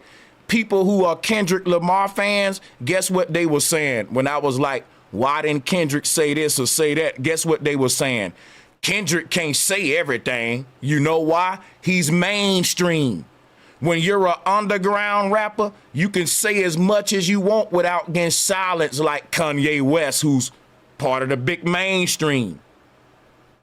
So my thing is, that's why the revolution won't be televised, because the people that get to the top of popularity, they are puppets. Because you cannot be on a mainstream stage and you ain't got a script that's written out for you. That's facts. If you want to say what you want to say, you stay your ass underground. People can say that's why so many artists underground. Because they like the freedom of being able to be who they are and say what they want. They know the moment they sign with a label, they got to promote Belvedere, Hennessy, syrup. If you're a female artist, you got to twerk and let your butt cheeks hang out. You got to become mainstream in makeup and part of the corporate machine. But if you underground, you can be who you want to be. But guess what the price is? Ain't nobody checking for you. So guess what underground artists got to realize? I may not be very popular like Drake or Kendrick, but I get to be true to who I am and true to my art, and I got a little fan base that's paying my bills. I may not be able to buy 3 mansions, but I'm able to feed my family with doing music. That's the dream. That's the underground artist's dream. Just to be able to feed their family making music. They ain't trying to fucking have Rolls Royces and private jets. Would you consider us, like, our conversation here is kind of underground in it? Man, it's my turn, bro. You keep bullying the mic, bro. Cool, y'all got it. My bad. Y'all got it. Drop was next. But I was showing you that most people who underground, they content with being underground because they know the price to pay to be in the mainstream spotlight. And they don't want to pay that price. Go ahead, Drop. And, you know, and it goes back to the small hats. For them to see them underground cats, even if they let them do whatever they wanted to do, we got to put it out. We got to give it to you. So they'll pick one person to give out the truth out of everybody. So boom, they pick this underground nice cat, give him a little avenue, and then crucify him in front of the world like they did Tupac. See what I'm saying? So the Jew had to give you somebody. They give you your best, long as they can control them. You got to understand, if money is power, and that's how we gonna be able to afford the revolution to televise it. How can you get bigger than them and they own everything that's gonna get you enough money to do it? They own everything you gonna buy that's gonna get you. So it's gonna do nothing but elevate them when you trying to elevate yourself. So the revolution will always be behind the 8 ball because it's their money. It's their system. You're just playing. They're not even playing. Do you think they spend money? No, they own the money. And they make us run around and spend it. But yeah, y'all got it. And Mike fucking drop. facts. Yeah, It's that was a facts. bold. And you know, Marlon at this point, man, I don't even know if you can really push back. So I'm gonna keep dropping the. I'm gonna say salutes to Go Getter for joining. I'm gonna play some more joints, and I'm gonna drop the link again. But yeah, Marlon, man, you know it's okay, brother. You know, You know, you gotta use what you got. And if he ain't you, gonna give up. I ain't gonna give up. No, why would I give up? Cause you're wrong. Like I'm gonna go. sometime you got to say, you know what? I give up. What Y'all am I? brothers right. Wait. What am I wrong You're about wrong as about. far as Okay, go ahead. as far as us having a political voice that is from the underground, that the voice coming from the underground. Because as long as you don't participate, your voice ain't heard, but nowhere Here's but my the thing underground. though. Here's my thing though. The biggest voice is of the non-participants. That's what I'm saying. The biggest statement you can make to rebel is to not participate. Think of boycotting. It's like if the city's transportation system ain't treating us the way we want to be treating it, then we ain't participating. We ain't riding the bus. We boycotting, and that's gonna make them change their policies. So not participating is the biggest it's the biggest statement, the biggest voice you can have. So y'all just shot me down with all the power and all the shit that the Jews have this, they have that, they have that, everything, right? Now you just told me if we made the effort that I said, then it don't matter because they got all the power. But if we stay silent because they got all the power, I didn't where say is that? state. Where you said that we gon' your voice, your vote, that's just you shouting out that, okay, I want this. But if you ain't gonna even participate, how they gonna ever worry about you? Let me explain you how. Let me Because you ain't answer that. I got participate. look. Watch How this they right. gonna ever worry about you? Right, watch this right. You saying, you telling black people we're no longer participating in their game because if you play stupid games, you win stupid prizes. The reality is ain't no prizes that you can win. You got to work your ass off as a collective, just like the small hats did. I just asked you, how did the small hats rise to power? Not by playing silly games, winning silly prizes, and telling they people, if we don't participate, how we gonna win? You know what you sound like to me, Marlon? I live in Vegas. You sound like a person with a gambling addiction. People with gambling addictions say that all the time. They say scared money don't win money. They say if I don't put my money in a slot machine, how I'm gonna win? But see, you keep losing every time though. The winning part is when you start saving your damn money and having a plan behind your dollar versus just gambling it in and win and saying, well, scared money don't lose money. That's what you telling us. You saying if we don't No, that's what I'm participate, saying. bro, that's what you're telling me. And I'm using my analogy and I don't care what you say. You telling me that I was born. you're telling me how are we gonna win if we don't play the game? And I'm telling the gambler who say, Sanchez, how I'm gonna hit the jackpot if I don't gamble this money? I'm gonna say by saving up all that money and having a 5 business plan, gamble on that. Because if you try to invest that money in a business and fail, at least you learn, and next time you're gonna do better. People who are successful in business didn't get it right the first try. But think of how many times you're gonna have to try to pull that slot to hit the jackpot versus your odds at becoming successful and gambling on yourself and trial and error, believing in yourself and different plans as an entrepreneur. That's what I'm telling. That's what I'm saying. You see up there, I This painted brother that. just love to talk. That's what I'm telling black people as a collective. We don't gotta gamble. We don't gotta play the game. We just need to come together like the small hats did with a plan and with our money. Simple. And that's the key thing. If we made our own money and only took our money and only spent our money, they would have to follow in because we control the economy. So say you do want some yaki braids, all right, but you got our money and you go to our people, they got to start accepting that money to get our income that circulate back to our banks. And then we the big cats. But until we be the big cats, man, single file line. Y'all Hey, got it. people be Like they so bank. people. Yeah, it's so many haters that's mad that I want everybody in the chat room to know something. There are so many haters in the chat right now. They don't even care what the topic is or what we talking about or having fun with the show.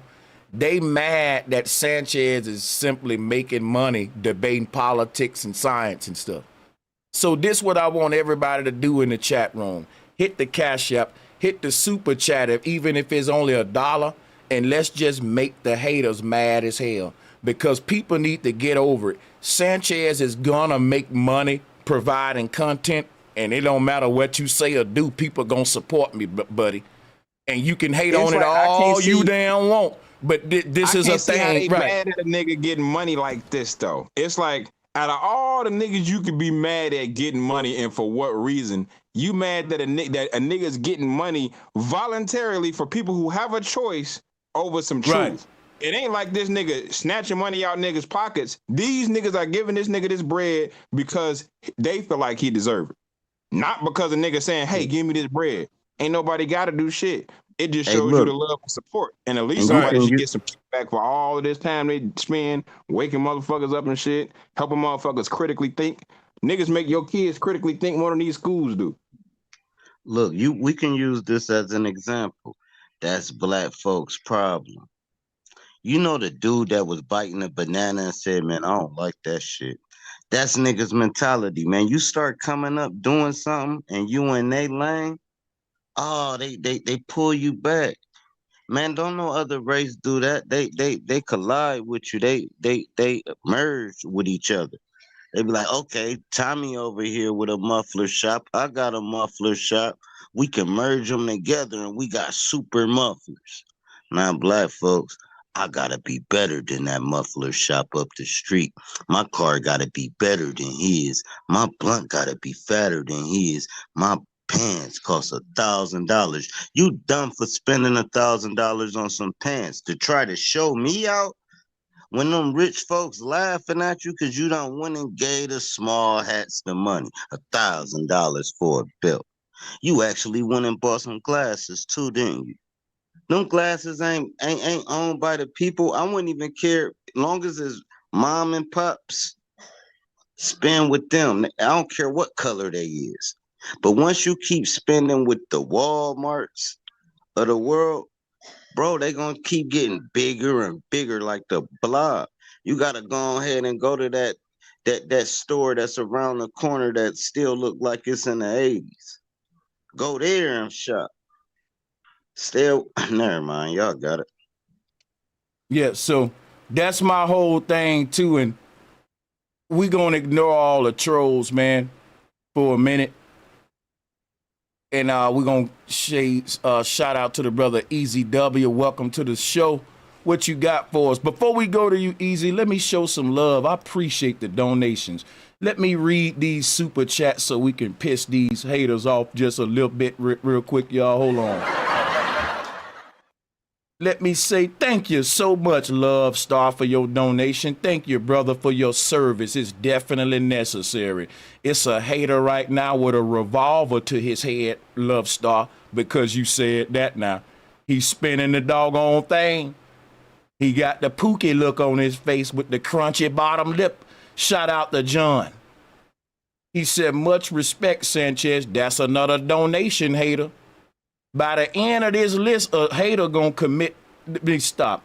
Shout out to That Away Man. I get triggered when I hear lazy as an insult. Should I get triggered? You should. We you know, hey, we can choose what to give our energy to, and I think we got a little smoke for that argument. Yeah, go ahead. Yeah, I ain't gonna lie. That should be a trigger because it's like for any other race to say that after like we done built this motherfucker and literally are upholding it on our shoulders is crazy. Yeah, for sure. Like that's what I said, Q. Like how the hell we in a day now where they calling slaves lazy? That's mad, bro. That's crazy right there. Look, Sanchez, would you agree that we should stop spending money with the people that ain't helping us? I agree with like that. the I Walmart? agree with it, brother. Let me give a shout out to United with Earth's Energy. He said, is black a nationality, race, or color? It's a social status. Shout out and thank you for the donation, United with Earth's Energy. Thank you all for the donations. Shout out to That Away Man again. He said, I can't wait until they truly provoke us. I can feel it. Thank y'all. You know shout what? out to I my feel like this. My bad. I Go ahead. want to pose this to people, right? Anytime they think, well, how ain't we the same people? When it comes to economically and they talking about the different ethnic groups and how they money spend and how they doing, what they say is, so how are the blacks doing? Then they say, how are the Jamaicans doing? Then they say, how are the Africans doing? They just don't say, how are y'all doing? That lets you know the separation. If they separated, then why don't y'all? Y'all got to understand, y'all not put in the same position as us. They not finna give us the same shit they giving y'all. And for y'all to call what they giving us handouts when they owe us on some shit they ain't never gave us is crazy. Facts. Like, that's like a motherfucker being in a hole 1,000 bricks with you and they ain't never gave you none of that money or the bricks back. And the motherfucker talking about, it's cool. What you complaining about? Just go get you some bricks. It's like, nigga, what? Yeah. Like, I should kept this nigga. This nigga shouldn't even be alive. The fact that we even letting these niggas live is a fucking allowance, or the fact that we haven't built up the arms to be able to do something about it. That's it. It's, you know what I'm saying? It's not like this shit is just what it is and we cool with it. Like, nah. They don't feel like they have to fight or revolutionize for nothing because they'll come over here and get the American dream and be given it. So it's different. And see, here go the crazy shit right here, Q. The white politicians want to use reparations as an arguing point to galvanize black people behind them, right? Now, the problem, so the white politicians want to use reparations as an arguing point to galvanize black people behind them. And so when black people go up to these white politicians that's promising reparations and say, okay, where the check? Cut the check. They got these tethers already activated out there to tell the black people, quit begging. Quit begging that white man for something. The same white man that's out there promising reparations automatically program the tethers to look at you like it's a handout. And my thing is, no, we telling, like, if somebody promised you something and you weren't even thinking about them, and they keep promising it to you, and you like, man, okay, leave me alone. And they keep saying, but I promise, and they're like, okay, brother, to do it then. And the moment you say, okay, well, do it then, why are you asking for handouts? Bro, this man kept promising me something, and I wasn't even stunting that man. I wouldn't even think about this man. The moment I say, okay, bro, you keep bothering me, promising me something, do it. Fulfill your promise. You got my attention. Now people saying something wrong with me. Now I'm begging. And That's crazy. It's actually owed to us, right? So it's more like somebody owe me $100, right? I walk up to him 20 years later, like, bro, you got that 100? You gotta take it. You better beg and vote for it. You better, no, man, give me my $100. So cool. The reason why they don't give us reparations is because they would have to admit guilt to their own people and they further generations were guilty of something. That's why they're not gonna give it to us. They give it to everybody else because they got their own country, and this is our country, and they stole that. So they don't want to admit that, man. We know this y'all country, so they gotta pay it. They call them refugees, people that help them. That's who they get a reparations to. Over Yeah, here, they would have to admit that we from here. So we don't period. got another nation that's helping them to make them give us anything. They telling us get it how you live. Okay, keep your money. All right, and give it to us another way. Matter of fact, you can call it a stimulus check and give everybody $5,000 every single week for 5 to 10 years. You can do it like that without admitting the guilt. Just give me what you owe though. And that Man, ain't even the money, bro. That's really Gotta another talk reason. about That's my last thing. My last thing. Mhm. Another reason it's our country, even if it wasn't, they promised us 40 acres and a mule. Now, if you give every black folk 40 acres, it ain't enough land here. So that make it ours alone. So now, yeah, you got it, Q. Yeah, no, I'm just saying you spitting, bro. And it's just like one thing I feel like that the tellers gotta realize they be fucking it up on and how they look to us. Tellers look to us how trans niggas that want to be females look to females. And this is what I mean when I say that, right? It's just like if women is going for women's rights and getting different women shit passed. If you claiming you trying to be a woman and you a woman, you should be going for women's rights, not trans rights. But the thing is, you something whole else that's your own group, but then trying to pose as another one. That's where they get the issue at. Because the moment they get to fighting for women shit, you out the ballpark, but you've been cosplaying the whole time. Everybody got on blackface until it's time to start cutting the check. And it's like, you would think that's when motherfuckers want to be black the most because they be like, shit, we want to check too. But it's like, nigga, y'all niggas getting the check every time y'all come to this motherfucker. That's why I just like, yeah. don't tell us what we lazy is and what we not doing when we getting killed in the street by these motherfuckers, each other, do the social program and the social engineering. Y'all can't even fathom and compete with what our country has done and got going on with us when it comes to y'all speaking on our shit because y'all don't even be informed because everything that y'all know comes from out from the motherfuckers that's not on the bottom. Every And, information, a bit of news that y'all be hearing outside this motherfucker come from yeah. motherfuckers that's not the true news source. And then y'all come talking to us Yeah. about that shit like And we you finna know, just go for that shit. you know what's crazy about that? It's like, man, they will come over here and say, y'all lazy and all that. That's where you could make it to the top.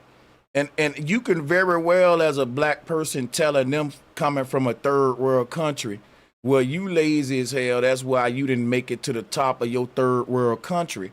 My question to you is, you don't get no props coming to it. Think about this now. They'll say, well, these people are most successful than y'all. They come over here and outwork you. They take your jobs.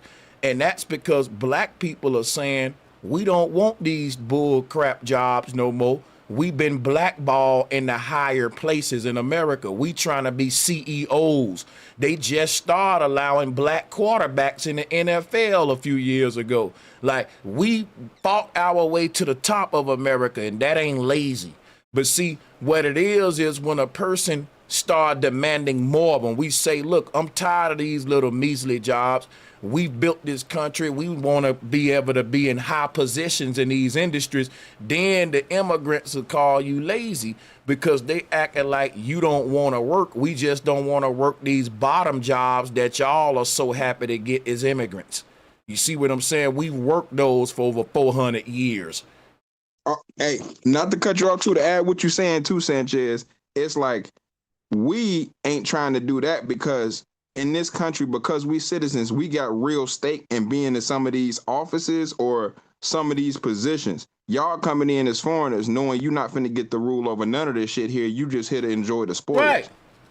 You know So it's damn like, well that's facts. yeah, Yeah. they ain't got the same incentive to want to be here. Y'all's incentive is y'all done made it to the promised land and you just Yeah. trying to sit back on the beach. Yeah. We are actually have to use intelligent, and we still in a position of having to prove ourselves to the world.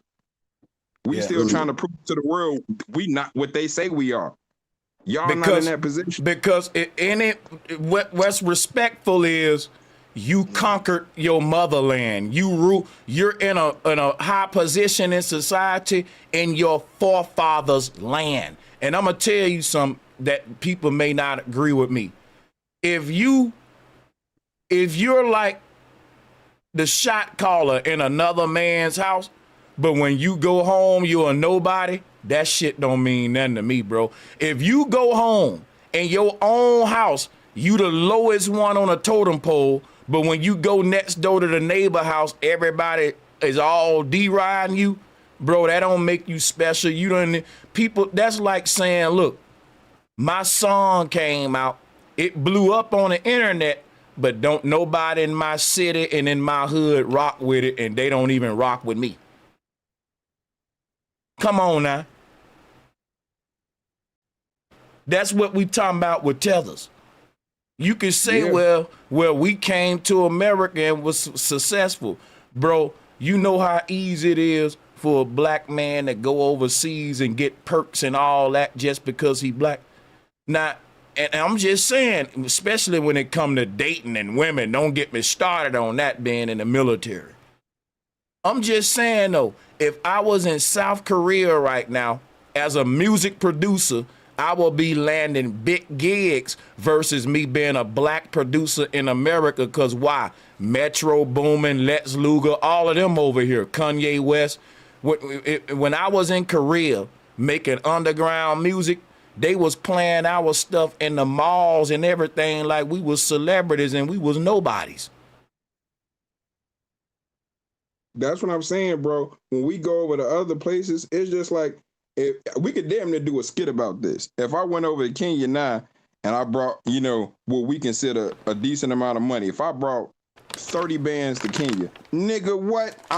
They gonna act like I'm Boosie in this bitch. You feel what I'm saying? Especially if I got a chain on because of what I can do. But imagine me going out there splurging my money because I know that my money is worth more over there, saying y'all niggas just ain't working hard enough. I don't see what's the problem. Come on. I'm living real good. These girls treat me like a genius. You feel the point? You see, everything I want. And that's my point. And cute. And my whole thing is they like, well, the immigrants coming over here from third world countries out working you. Don't you know black men going to third world countries, buying up property, getting all the women and all that? And the men there can't do that. They at the bottom. So we can play like this is, come on, bro, don't do that. Because you got black folks in Africa buying up all the property and got the Africans working for them. That's what I'm saying, bro. It's like, if y'all really want to flip this and see how we doing y'all shit, you don't want to do that. Because if a nigga over here that got a little money go over there, they gonna be treated better than y'all. Better than y'all treated here. Yeah. I'm telling you, hey, bro, ooh, boy, they need to clip this and make this go viral, Q. Right. Hey, I can live better in your country than you can. Bro, hold on. I'm finna show you how deep that is. I can live better in your country than you can live in mine, and I can live better in your country than you live in your country. God, both true. Damn, they better quit. Nigga. They better quit with this shit, bro. Same, man. They don't want that FBA smoke for real. They don't want that smoke, man. Oh my God. Damn, bro, that kind of made me feel sorry for him a little bit. Damn. Like that. Yeah, like I felt a little Tether, a little remorse there, a little Tether compassion. God damn. Like, they think when they come here, talking about, we send our brightest minds over here. Nigga, you gotta be a doctor in your country to come over here and be a regular nigga. Oh my fucking God. Yo, and you know what's crazy, Q? You got these Nigerian lawyers and doctors that'll come over here and the highlight of they shit will be a hood bitch. Man. And then it's like, if you want to break it down based off what we really know, if I got like, and I don't, but even one of my homies, right? if I got a remote job and that bitch paying me 30 to 40 an hour, nigga, I could live good over there. Versus you would really have to like have a real lawyer, doctor type of job, a dentist to be that shit over here or over there. It's different. And what's so crazy, you will have a Nigerian woman that's a lawyer or something like that come get with a street nigga in America, some rapper with tattoos. And I'm just saying, like, this happens because dudes brag on it, bro. I got this Puerto Rican one, this Nigerian one. But these other guys can't just be saying they having their way like that with all these varieties of women. And I'm not trying to hate or be divisive, but even when I was in the Air Force, all of the races of man told the truth. Guess what, man? When I got over there, guess what a white boy, it was a white boy, he was telling all the black boys, guess what he was saying? Man, you guys are lucky. I said, I respect that white boy because he ain't even hating on it. He know what's up. Like you will have, that was a common thing in the military. A white boy tell you, man, you black guys are lucky, man. And we didn't hate on each other about it. It was just a fact. We knew that. You know what I'm saying? It was a thing in the military that everyone knew. If you join, like the black guys, when they go overseas, they treat them like gods and shit. Hey, I'm finna hit him with another shot, unfortunately, bro. Oh, shit. Goon, I'm about to call out these donations when you done. My bad. Go ahead. I hate to hit him with it as I hit the blunt, but man, it's so bad. Y'all women to sit there and marry us just to get over here, and you niggas and marry our women just to get over here, but you don't see us doing that. So don't say what motherfuckers is coming from to do that and how bad motherfuckers want to, you know what I'm saying? Like, look at what y'all doing to be over here versus what we got to do. We not begging to be where you from. Yeah. Yeah. You begging to be over here now. Mm-hmm. Niggas is scamming to get over here. And you know what's so sad about it? They're trying to compete with a position we bitching and complaining about. So when they come over here, they're fighting to get the bottom of the bottom. And the black folks that's been here like, man, we fighting to move up from that shit. We ain't fighting it. Y'all fighting to get the basic necessities, and we've been complaining about that shit. So it knocks our movement back because you come over here on some let me kiss the ground shit, and we over here fighting to make everything. Think about this, y'all. The people who complain against blacks, they don't know we made everything easy for everybody. And they say we keep complaining, right? Let me tell y'all something about how to work. Let me holler at them, go get her, and I'm finna call out donations. I'm finna give y'all the Holy Ghost. Watch this. If McDonald's keeps serving cold French fries and you got a bunch of people that keep complaining and now them French fries is hot, how you gonna be mad and say, man, y'all complain too much when, nigga, it's because of us everybody got hot French fries? You taking advantage of all the shit in America that come from black people complaining. And you such a damn tether, you don't want to complain. You just want to take what Uncle Sam give you and kiss the ground. You don't got enough balls to demand more and complain. And you actually mad at the people that's complaining when they the ones that you can attribute everything you do got. You can give that credit to the complainers. That's just like if you got a bunch of people telling Jordan, man, your shoes too high. And Jordan lower the prices. Why would y'all be mad and say, man, y'all complain too much? Nigga, we got low prices for everybody. Man, and then the worst part about it is these niggas talking about all of this complaining and shit, but then wasn't getting hung on these trees with none of our motherfucking great granddaddies and shit. Just saying, y'all wasn't those niggas over here. So for y'all to come over here after the shit that we had to deal with to get to this point, and it to benefit y'all, and you didn't have to hang on the trees to benefit from it, I don't want to hear that. You feel what I'm saying? Y'all ain't get clapped by the police over here. I don't want to hear that. You see what I'm saying? Like, when you ain't dealt with the shit we done dealt with over here, don't come over here making no complaints or nothing. Just shut the fuck up and enjoy what you got going on. And the only time you should make a fucking peep is when you trying to help us get some shit that we ain't got. Because we ain't never trying to sabotage none of y'all shit. And you coming over here getting more shit than us. And that's better the fuck preach, shit nigga. too. And that's Right. the function too, you feel me? Because they coming over here and they eating off our fruits, but they adopting the white mindset, you feel me? So Yeah. I'll catch them on the internet and shit, call them saying monkey, black, monkey, black. You Like been these hey niggas go is get her. You been checking out Myron. My bad. You been checking out Myron Gaines. He really been going. I'm gonna have to make a video about him eventually. I've been trying to ignore it. I gotta peep him. The fresh and fit tether, man. Listen. All right. Yeah, nah, Yeah. he a All tether. right. He's a tether for real. I ain't fucking with him. That Everything nigga, you just said, that's him, he's a bro. girl. Yeah. He's a girl. And that's what I'm saying. What Go Getter is talking about, that's what Tariq Nasheed calls undermining. Because we don't undermine anybody that's got a struggle. Black people stand behind it because we can relate to it. We don't undermine no oppression movements. But everybody do it to us. Respectfully, bro. It's And like and, you and to come be in honest, and not oppress to me. cut you off, My bad, Getter. bro. Go ahead, Q. Yeah, I'm just say this and then drop it. You got it. It's like the worst part about it is the only motherfuckers that done helped us out of everybody in these situations is white folks, and y'all ain't even helped us. None of the Jamaicans, none of the Africans, none of the Haitians. White people actually have. It's white folks that done got hung on trees with us, and y'all still can't say y'all done did more than them. That part. Even though they the motherfuckers that we against and they doing the shit, they the same motherfuckers sometimes on the lines with niggas. Y'all ain't though. And then come over here, just reap all these benefits and want to claim shit. That's why it's just like, y'all just got to fall the fuck back and just don't say shit. You know what? It'll work out better for everybody. And You that's know what? exactly why nobody's saying nothing during this whole situation, because it's like that's the mindset we're carrying right now. You heard?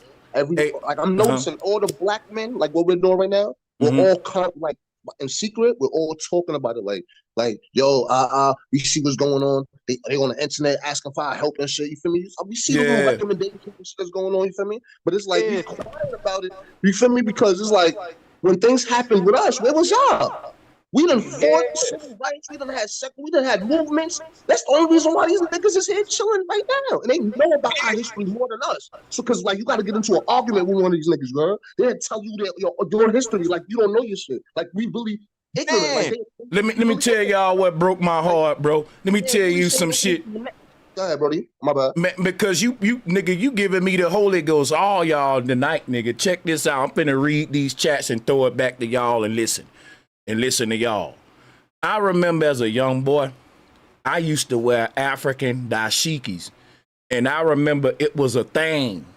If you from my era, black people, we became what's called Afrocentric. That was the word. And we got into African oils. We was wearing African handmade jewelry and dashikis, and we was, and my thing is, whenever we appropriated another culture, it was with love. It was to say, you know what, African people, you my people too, and I love you, and I'm gonna embrace my African stuff. And we wore the dashiki like with African pride. But see, with the African dude come and wear our identity, put his hip hop gear on, his Kangol and all that, he's looking to make money and exploit your identity. And that's the tether thing. That's like, look, you can come over here from Jamaica and do reggae and be a Jamaican. Why you got to be a fucking trap dude and you never know nothing about drug? You don't even, why you got to come cosplay? Because that'll be like me moving to Jamaica and now I'm growing dreads and act like, hey man, like I'm mocking you for real. That's a mockery. Like, you know what I'm saying? Like, instead of me moving to Jamaica, like, why can't I move to Jamaica and be my country, Alabama self as a black man and just have the Jamaican? Why? Because I can't infiltrate the reggae culture like that. But see, that's what I'm saying. We never try to infiltrate your culture when we appropriate it. We try to show pride, but when y'all do it with us, it's money. It's really exploitation and all that. I'm not gonna lie, bro, Sanchez. I'm not gonna lie, Sanchez. It's some type of mental illness out here. You know what I mean? Because I've witnessed exactly what you're saying, right? Yeah. But it's like they'll come over here, appropriate what we doing, right? On some gangster shit. Like they'll really be gangster, right? and then try to be on some, oh, this American shit, right? Right in front of the American niggas that was born here, you feel me? And niggas will be agreeing with them like, yup. Like, it's what I'm just basically saying is, bro, niggas got tether mentality out here, bro. It's a mental illness out here, bro. Where niggas, they'll see that, they'll know what right from wrong and still not. I don't know, bro. I don't know. Like, when they was pumping, I think it was Q or me myself. I don't think they know right from wrong, me personally. I think it was me myself the other day that ended up saying that like there's some people who have the act, and then there's some people who tells the truth. You feel me? He says something about on them lines. You feel me? And it's like when niggas be telling the truth, it's you ever feel that? It's like a force behind that.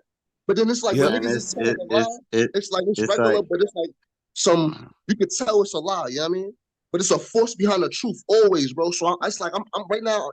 I'm in theory with that. You feel me? I'm still kind of trying to see what's going on with that little energy shit. You know what I mean? But there's a force behind the truth, bro. And I don't understand that. And bro, whatever that force is, it just give you whatever that force is you talking about. You know when it's there because you get this stanky face like, oh, ooh, digga, yeah. That's and they get quiet. They look around. Yeah. Like that was a bomb. Yeah. They try to single you out. Like you know how they, you know how they like. Hold up what? Go ahead. Hold up 1 second, man. Hey, Drop. Don't forget about what you saying. I got to do this real quick. I got to give a big shout out to Goonho for that $100 super chat. He said, "Let them hate, you are the golden child."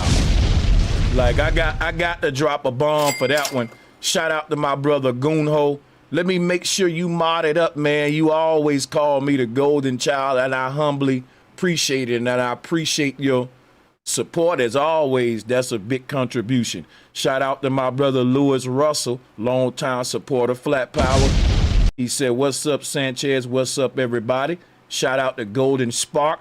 He said, "FB effing A." That's what I'm talking about, bro, for sure. FBA all day. Shout out to Beryl Horemheb. He said, "Intentions pure equals path secure, soul power." I like that. And then Awakening Mind sent in the super chat. He said, "High haters to make them haters mad." And shout out to United with Earth's Energy. Let them hate. We ain't scared of jealousy. So that's what's up. And then we got another one. Hold on. He said, Easy W. Shout out to you. He said, "As wise as a serpent, as harmless as a dove. We got to play the game, and unlike them, we not trying to dominate the world for evil. Cut the check. Facts." Shout out once again to Easy W. He said, "Keep going in, bro. You're right on this." And the last shout out is going to be to the sister Carly, long-time supporter. Appreciate the love, and thanks for being a member of this channel. Thank y'all all for the support. Go ahead, Drop.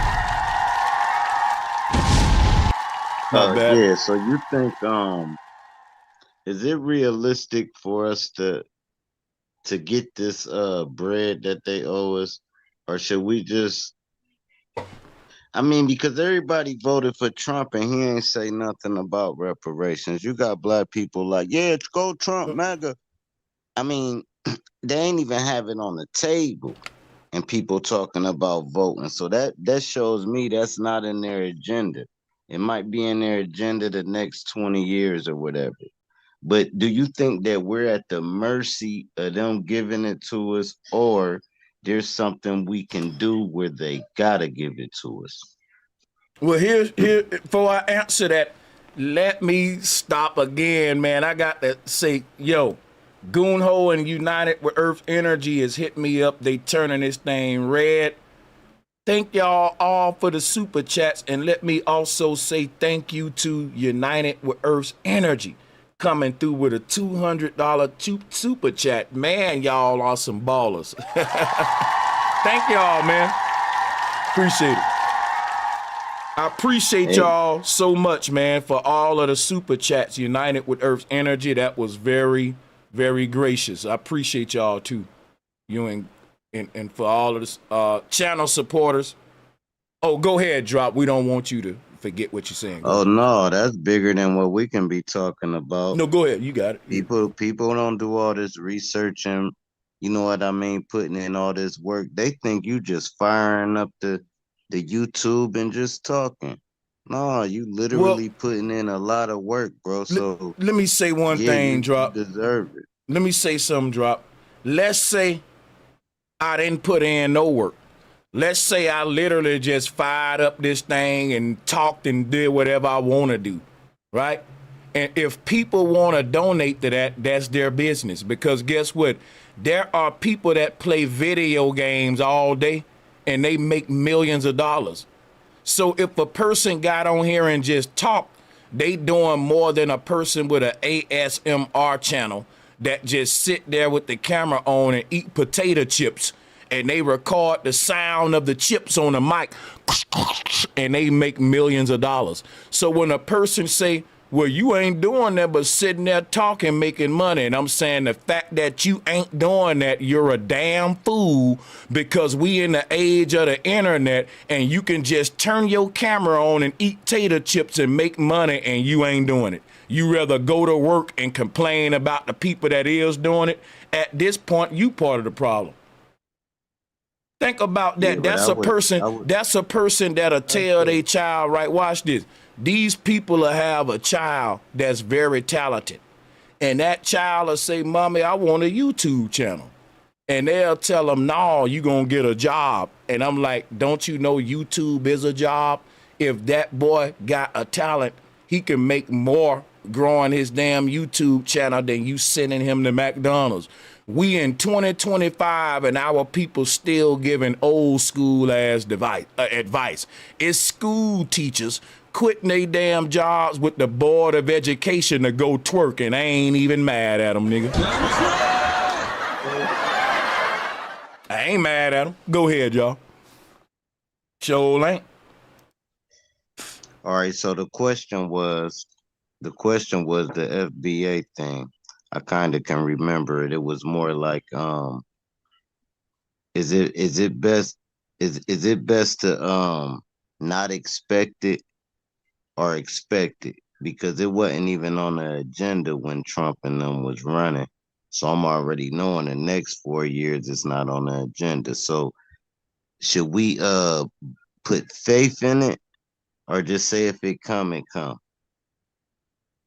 Well, the whole thing about reparations, we don't really care about getting reparations as much as we care about controlling the conversation and narrative of reparations.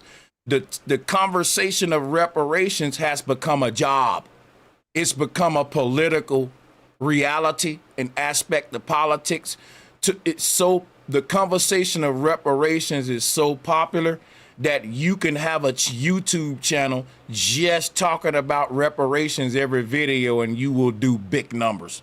So, and the conversation didn't start from black people. It started from white politicians bluffing like they was gonna give it to us. But what happened was it turned into a social media economy, and where black folks was like, listen, we might not get reparations, but I'm sure making money talking about it. And who gonna be mad at them? Because guess what? The white man was making money talking about it. And the conversation of reparations is about me. Why can't I make money talk about something that's about me? So the whole thing about reparations is that is your reparations. You talking about it, getting money. Tariq Nasheed know that very well. Like Tariq know we ain't gonna get reparations. Yvette know it. Tone Talks know it. Reparations will become a argument that we constantly preach generation out the nets, and that argument gonna require funding. So in essence, reparations is, I hate to use the word, a religion now. It's a religion. Because some people believe it's gonna happen, some people don't believe. But it don't matter what side you pick, this religion exists. Some people believe in Jesus, some people don't, but Christianity is real now. Hey, we didn't start this religion, though. That's the beauty of it. There was a debt that is owed But yeah, I don't look forward to it unless we got some kind of leverage. It's If we like, ain't got no listen, leverage, a ain't no person way, no reason to look forward to it. a person can say, well, reparations is a religion. You're right, and I think black people should control that religion. Now, a person can say, well, we ain't gonna never get reparation. Well, Jesus may never come back, but black people should control Christianity and the church because there's money in that belief. That's how I look at reparations. You ain't gonna be getting paid off something that's about me, and I'm not getting paid off it too. Now, I may not never get reparations, but you ain't gonna be the only one control the narrative on it because it's about me. You see what y'all get what I'm saying? Yeah. It's like, you know, like I'd rather pay you than pay for the newscast on TV or a talk show on TV. So what people need, I'm spending money in my community. What people need to realize, most black people who argue for reparations don't believe that we gonna get them. That's right. We're arguing for reparations to prove we ain't gonna get them. Just like if somebody say, Sanchez, I'm gonna give you $1 million, I promise you that. And he keep telling everybody in the world, I'm gonna give Sanchez $1 million. And people keep giving him support because they saying he's so nice. He's a very nice man. He's gonna give Sanchez $1 million. If Sanchez go up to that man and say, hey, bro, either give me the $1 million or shut up talking about it because you using my name. You got people all in the world donating to you, loving on you, because you going to give Sanchez $1 million, but you ain't gave me the $1 million. So as Sanchez, I want to politely say, either cut the check or leave me alone. Now, people, when I do that, they going to say, why you begging that man? Why are you begging that man? And I'm going to say, I wasn't thinking about this man or asking him for nothing. He went around the world saying he was going to give Sanchez $1 million. That's right. And because everybody was giving him all kind of love and support because he going to give me the $1 million, I just wanted to let them know he need to quit talking about it and be about it. That's right. Now, when I go to saying that, guess what people say? Sanchez, quit begging. Quit begging? I wasn't thinking about this man. What are you talking about? This man took it upon himself to go out there talking about he gonna give me $1 million, and I was ignoring him like he ain't finna do it. Now when I walk up to the man and say, okay, do it then. Sanchez, you begging. No, I'm calling his bluff.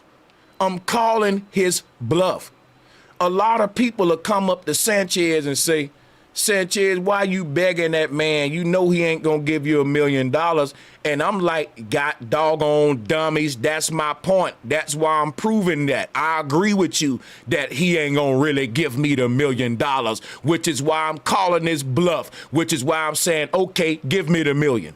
But when I try to call this bluff, you act like I'm begging, you dang on dummy. I'm agreeing with you that he's bluffing. He ain't gonna give me the $1 million. I'm not begging. I'm calling the man bluffing. I'm on your side. I'm telling that man quit lying like he gonna give me that $1 million. And the way that I'm doing it, I'm going up to him saying, okay, give it to me then, in front of everybody. And when I do that, everybody say, Sanchez begging. Boy, that's crazy. That is some crazy stuff. That's crazy as hell. Like, you that dumb, you think I'm begging when we working every day, getting up, working jobs. Ain't nobody quit their job to beg for reparations. That's right. These folks getting up, working every day. And they just saying, if you gonna give us the reparations, give it to us. That's it. Y'all begging. Man, shut your dumb ass up.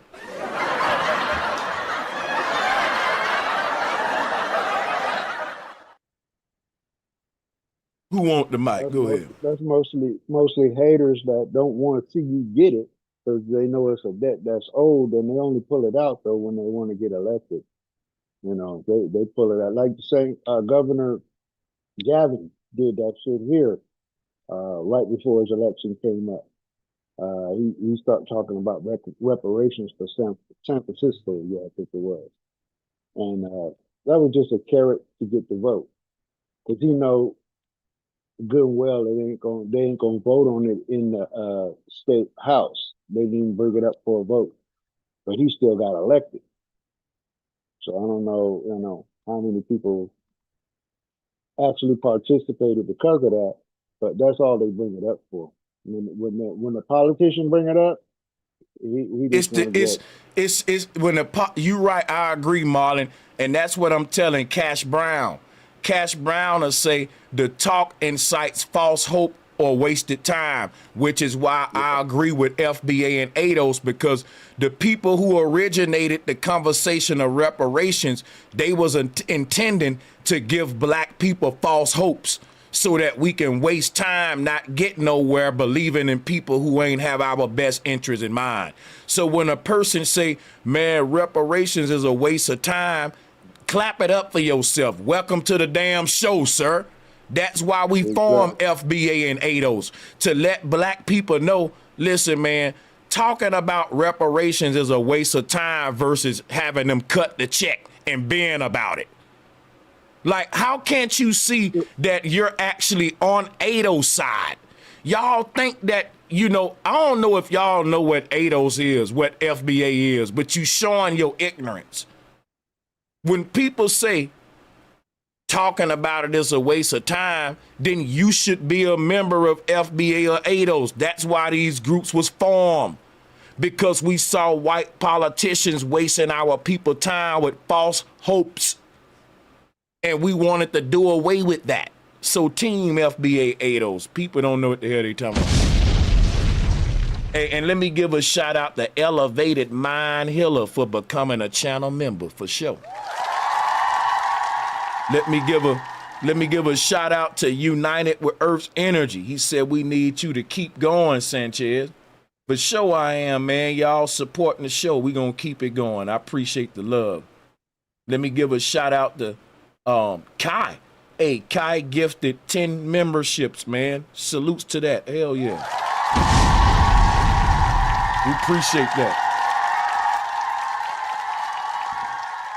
Y'all are very gracious over here. This community show a lot of love, man. Appreciate y'all. It be people who just pop up in the chat for the first time and they get something.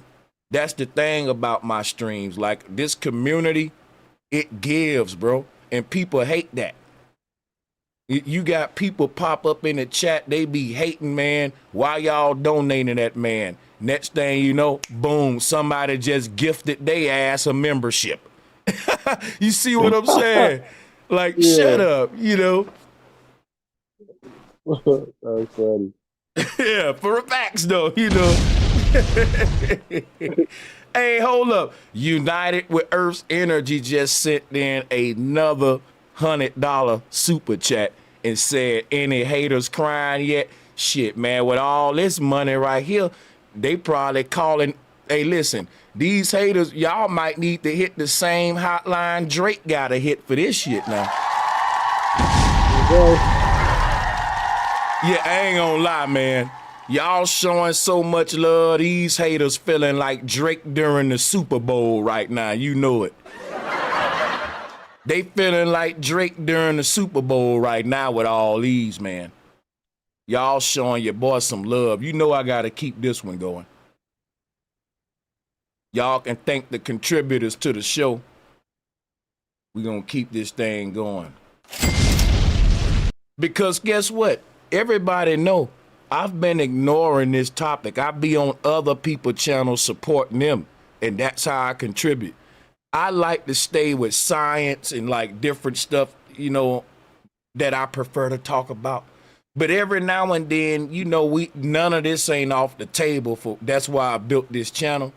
And it's just stuff we have to do. Check people. And it's me, this is, people will say, how are you integrationists and you FBA? Because we don't just go against immigrants, we go against tethers. FBA is not hating on people, and that's what I wanted to tell Ringo TV. FBA ain't hating on nobody who from another country. It's a brother that joined my call a minute ago. He's from another country. I didn't call him a tether. I called him brother. Now, if he would have been from another country trying to undermine the movement of my ancestors in this country, I would have called him a tether. You ain't no tether just because you come over here from another country. You a tether when you come over here from another country running your goddamn mouth like you know something about black people and what this fight is over here. And I can't put it no simpler than that. Shut up. Put your head down and work when you come over here. Talk about your own people. What they don't understand is that we in these conditions that were created. We fighting a system. We ain't just fighting, or we ain't just not doing. We are fighting through what they are doing to hold us down. What they did do to hold us down, from slavery to Jim Crow to 1964 is when we first became real citizens to them. But do you think discrimination stopped at 64, 1960? Nah, that still goes on today. It just depends on the situation. So it ain't a matter of us not wanting to do nothing. Most of us been working all our life. But that's the thing. Y'all are telling the slaves that they lazy and defending the slave masters. As if, and that kind of mentality is like, who's more lazier? The dude that clinked his own room, or the dude that built his own house, or the dude that saw you building your house and said, you know what, I'm gonna beat him up and make him build my house. Now, who lazy? Because people think it take more work to fight and force me to build your house than for you to learn to build your own. Like, come on now, the people who run the world, the land that they come from, ain't no pyramids on it. Show me a pyramid in Greece. Everybody else got these big architectural wonders on their land, and y'all don't ask no questions like fools. And what's my point with that if you still don't get it? The point is the people that's calling everybody else lazy ain't never built nothing. They've only inherited everything they got through conquest. Now you tell me who lazy. That's the debate. Does it take more work to go around the world beating everybody up, taking stuff? Or does it take more work to just build where you at and master yourself and where you at and build what you can do what you see these other people doing yourself instead of going bullying and going to war. So which one requires more effort? That's what we could really have this debate on who lazy. One thing, because ain't nobody gonna bring no smoke though. But one against what you're saying. But one thing I will cop to is that America do go around destabilizing governments and make them want to run from their own country. Because America is capitalism. They're about taking advantage, and that creates a fucked up situation in their country. And then they come over here to try to escape the situation that was created by us. A lot of places that we go, America done bomb more places on this planet than anybody else. That's fact. Hey, let me hop in on that topic right there. Can y'all hear me all right? Yeah. Yeah, see, I don't even think that it's America just, going around causing wars and stuff like that they are destabilizing people, but I think it's got to do with the same thing as what we talking about with the tethers. Like, you got to think, what type of person gonna leave their country if it's in war and their grandmama there, their cousin still there, their mama and daddy still there, and they gonna pick up, take everything they got, leave and go somewhere else and be there and don't even go back home half the time. Like I think America is purposely trying to get those type of people over here because that's the type of people that they came from. Well, you got to consider also that they Let me do a tell lot of you. regime Let me change, give where they y'all a. change, they Hold on help the one second, leaders. Marlon. Let me give y'all a nutshell history real quick about the current government, the people who run this country. These are paperclip scientists. They was at the bottom of society when that man named Adolf was ruling Germany, the dude with the crazy mustache, right? These group of people who at the top of our government, they was at the bottom of society there. And guess what? The only thing they left Germany with was the clothes on their back and a bunch of patents that they stole from the Nazis.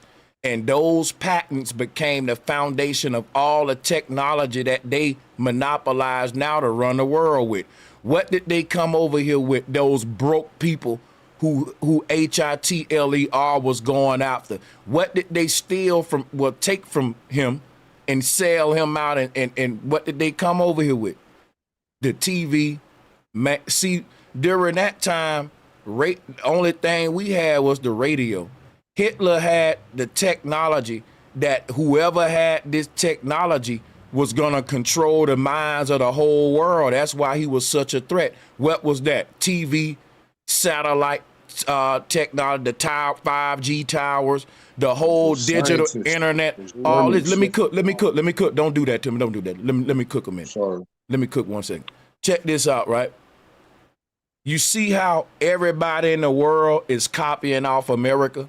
Everywhere you go, people is copying hip hop. Even you got Crips and Bloods in the UK and London. The reason America has the biggest influence over the world is because we really dominate broadcasting and media because of the small hats, Israel, the people who our country work with that 6-pointed star blue flag next to the American flag. The guys you see standing around your president with all black on and small hats on, you know why we will always do what they tell us to do? Because those are the guys that run all of the media outlets. And if you don't do what they tell you to do, it'll be a smear campaign about you in the morning. The same media that made everybody love you, they'll hit a button and have everybody hating your ass like Puff Daddy, Bill Cosby, R. Kelly, the dude. Let me tell you something. Y'all keep underestimating the goddamn power of the media. Let me tell you how powerful the media is. Back in the day, these same people own the printing presses and they own printing paper. And they would put posters out of who's the goddamn witch in town with no proof. If your face came up on one of those pictures in the town that was pressed up and put on flyers all around the town, be aware of this sorcerer, this witch, the people will stone you to death. You have to go into hiding. That's the power of media. They didn't have to prove nothing. Because it become, do you believe she's a witch or do you don't believe it? And if enough people believe you do, they gonna do something about it. They don't take everybody, it just take a few believers. And that's what the religion is based upon, a few believers. All you need is a few believers and we can go around the world taking over countries. Even though most Americans don't really believe fully in the Bible and all. Like most Americans may be Christians, but they don't agree with war. But just because they're Christians, they are agreeing with war. That's why the president swear in on the Bible. He's saying that, hey, the world is a big stage. Everything is scripted. And the script that they carrying out is the Bible. That's why when they carry it out, the church say prophecy is being fulfilled. Everything that we said was going to happen is happening. It ain't prophecy. It's a plan that they carrying out. And the prophets ain't prophets. They just people who privy to the plan. They know what that's like me telling y'all what's gonna happen in the next 10 years because I study politics. And if you study politics like anything else, everything is just repeated patterns. History keep repeating itself. If you stare at it long enough, you'll see the pattern.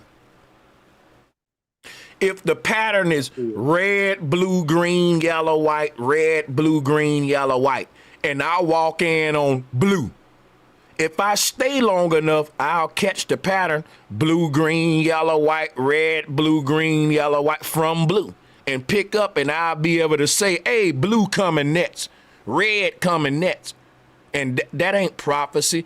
It's because history keep repeating itself generation after next. And if you pick up on the natural patterns, you can call it.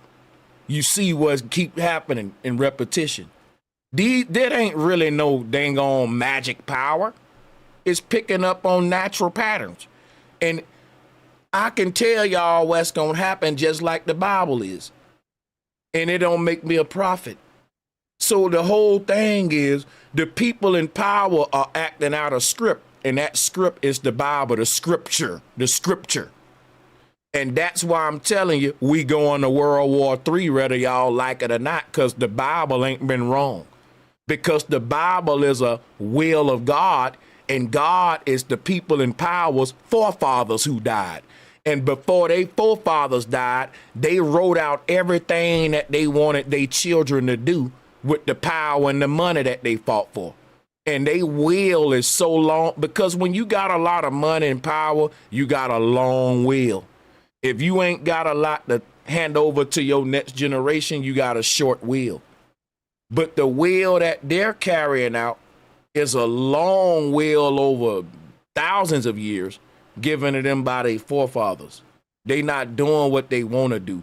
Now, when we see this will being carried out, we say, see, the will of God is happening on earth.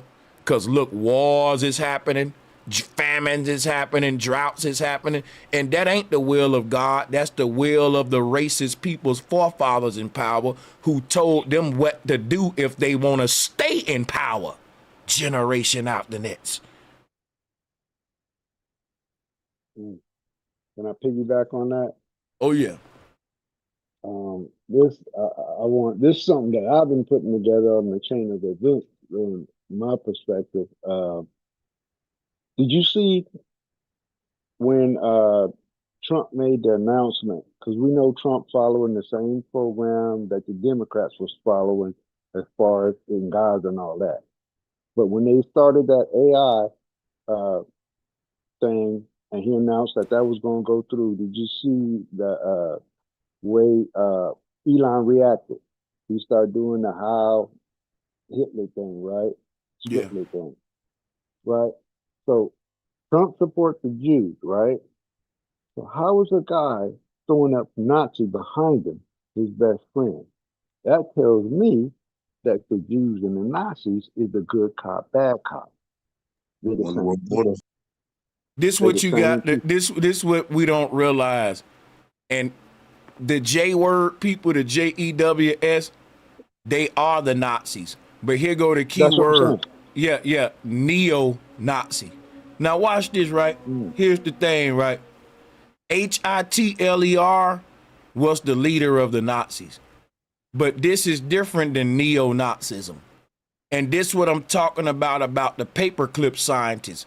This was the group that was with Hitler, but they sold him out, and that's how he died.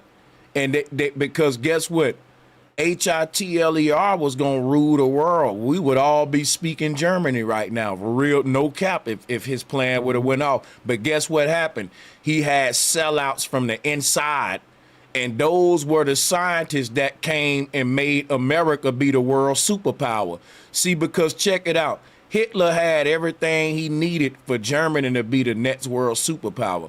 But he didn't have loyalty among him because he ended up being sold out. They threw him under the bus. They took all of his plans and technology and they gave it to America. And America ruled the world for the next couple of decades after that war. Because we inherited all of that technology and them scientists from the Germans. And that's what neo-Nazism is. Neo-Nazism is basically the Nazis that turned on Hitler and came to work with the white Christians the far right Christians against everybody else. Don't forget Well, like about the they Russians was, over here with them too. It was the Russians and the Germans. We brought scientists from both. and the Jews was in Russia before they was in Germany. But what I was going to allude to was the I trained the thought. The the Nazis. Oh, I had it in my head. The Nazis and the Jews are are one people, and the ones that came over here was the agents over there.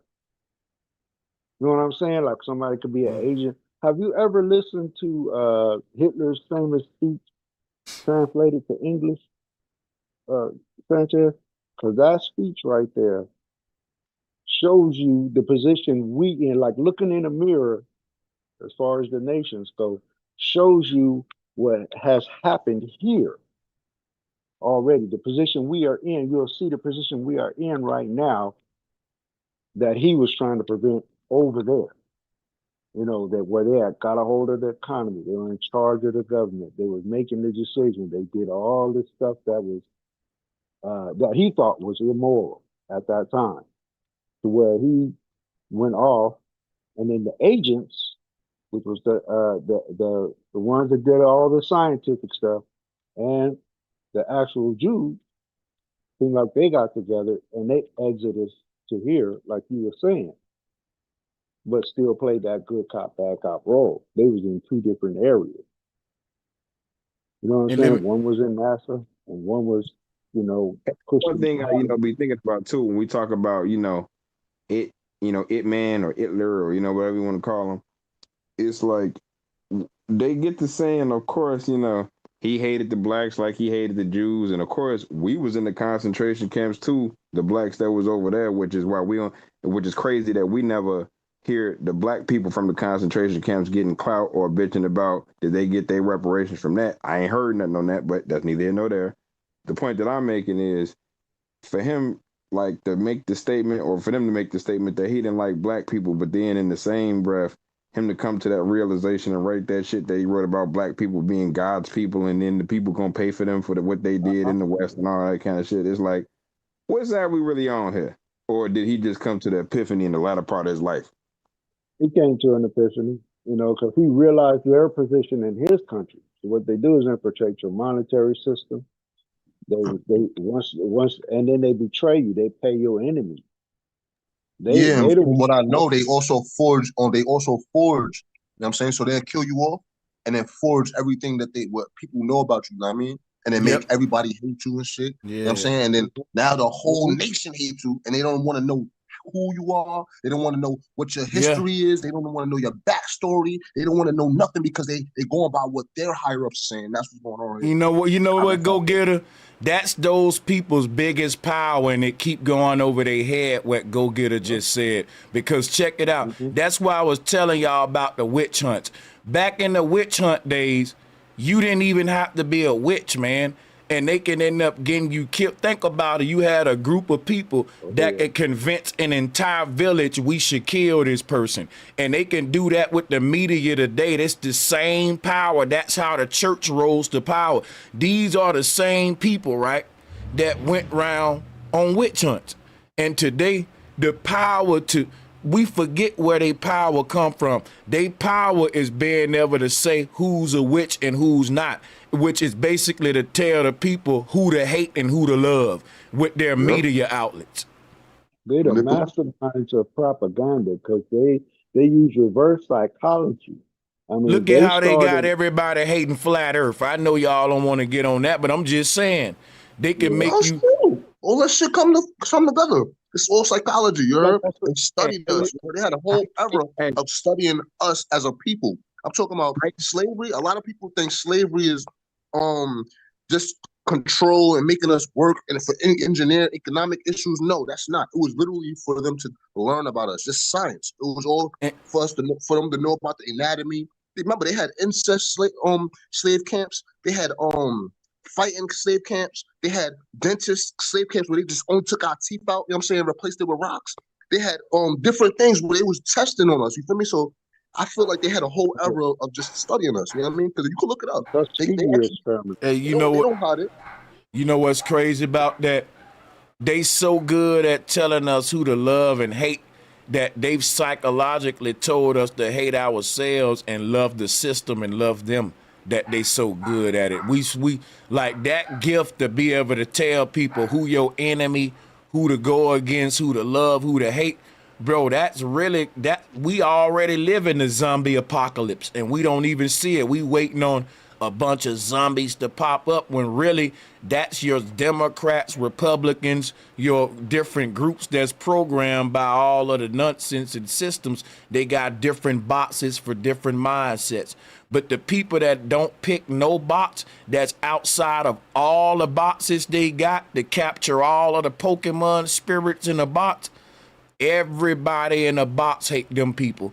So if you're a Republican and a Democrat, both the Democrat and Republican will say that the non-voter is a threat. Because if you ain't just doing nothing, if you just sitting there, then you really the problem. And Marlon, I hope you don't think I'm throwing this at you, because this is not you. I'm just speaking about some of, but I'm saying, like, hey, a spirited debate is a good thing. I don't really but I was just saying that, you know, if you don't fit none of the pre-made boxes that they was hoping to capture you in with these social engineers, then you become this group that they call the conspiracy theorists, which is another word for saying the boxless group. Here go the group that ain't in a box, y'all. Now, all of us are in some kind of box, whether it's liberal, conservative, left, right, Christian, Muslim. And here go the group right there. They ain't in no box at all. Everybody that's part of anything, whether it's a Christian, Jew, liberal, conservative, Muslim, Buddhist, if you ain't in a box, you are a problem to the boxes, period. Now, it don't matter what they write on. It don't matter what they write. Right okay. there, Well, that part right there, what you just said right there, was what I was trying to say with the registration thing. You taking yourself out of the red and blue box and you put independent. That's all I was trying to say. Well, independent is a box, though. That is not that we're not saying the same thing, and you cut me off. We ain't saying the same thing. I'm saying don't even go in the independent box. I'm saying simply do nothing. The thing that people don't like to hear. They don't. So we ain't gonna do nothing. Yep, because doing nothing, everything, all of the actions is pick a box. And I'm saying it don't matter which box you pick, it's gonna be a prison. So if somebody said, so you telling me don't do nothing? Yeah, I'm telling you don't pick no box. But that ain't doing nothing, Sanchez. Right, don't do nothing. That means don't play the game and you can't lose. To be honest, that's don't what I pick did. a box. Don't pick a box. You can't be trapped. When Trump first got elected, I stopped voting. Stop thinking only you, brother. It's no disrespect, but stop thinking you. He's talking about as a collective. You know what I mean? That's all. Thinking about Trump. I got you, bro. Trigger you to stop voting. I'm agreeing with him because what I didn't feel like he always say he agreeing with me. But I mean, you know what I'm saying? I mean by my actions, I stopped voting. Literally didn't vote in the next election or the next election, and then this one time I voted this last election. I didn't vote since Trump was elected the first time. So he lost the next election. And then, but you voted 2024 for Jill Stein, though. Yeah, you know I got this freak of nature memory. Yeah, good. Yeah, because it was outside the box. You think Jill is outside? You think Jill is outside the box? Well, I mean that's what I think. Well, you need to evaluate for yourself. I mean, you know what I'm saying? You need let me ask you something. That's why I was telling you, Marlon, me and you ain't saying the same thing. Because when I was saying outside the box, I meant outside the ballot boxes too. So if you went to the ballot box to give your vote, man, you ain't talking the same thing. I'm saying, listen, it don't matter which box we choose. The moment everybody collectively starts saying, you know what, we ain't even gonna play your game at all. We ain't even showing up. Then they gonna get scared. That's what FBA and ADOS represent. That's why so many people going against us. That's why so many groups out there attacking FBA and ADOS, because we saying, forget all the boxes. We don't care what political party you with. If you ain't talking cutting a check, forget you.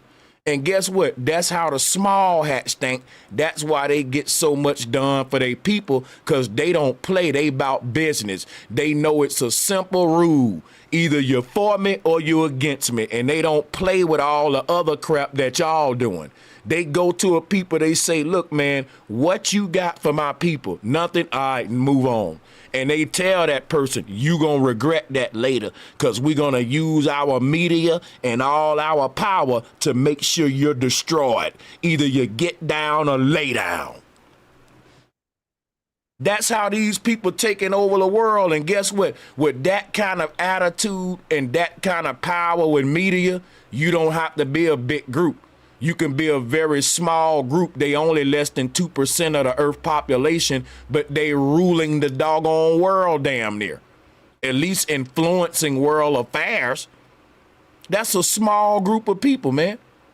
That's like the size of a small state. For real, these people can literally fit inside of one state. But they influencing the whole world. Because they own the media outlets and everybody connect with the digital world. So they don't have to really go by what's in the real world if they're the rulers of the digital world, because everybody is moving into the digital space and they influence that more than anybody. So that's the gateway to the minds of the children, like to you and me, like, and I'm just saying, bro, at the end of the day, question, how do we stay out of that part? How we stay out of what exactly? You can't. The digital AI part. You can't. So here's the thing. Saying how do we stay out of the digital world? It's impossible. Everything we do is going digital. And and I'm gonna be honest with you. That's like saying how do we stay off the battlefield? It ain't really how we stay off the battlefield. It's we got to learn how to fight. This world is a reality. It's gonna come. It's prophesied. AI is here. Even though Sanchez don't like AI, guess what? All of my ancestors said AI is a reality. AI is a part of this world.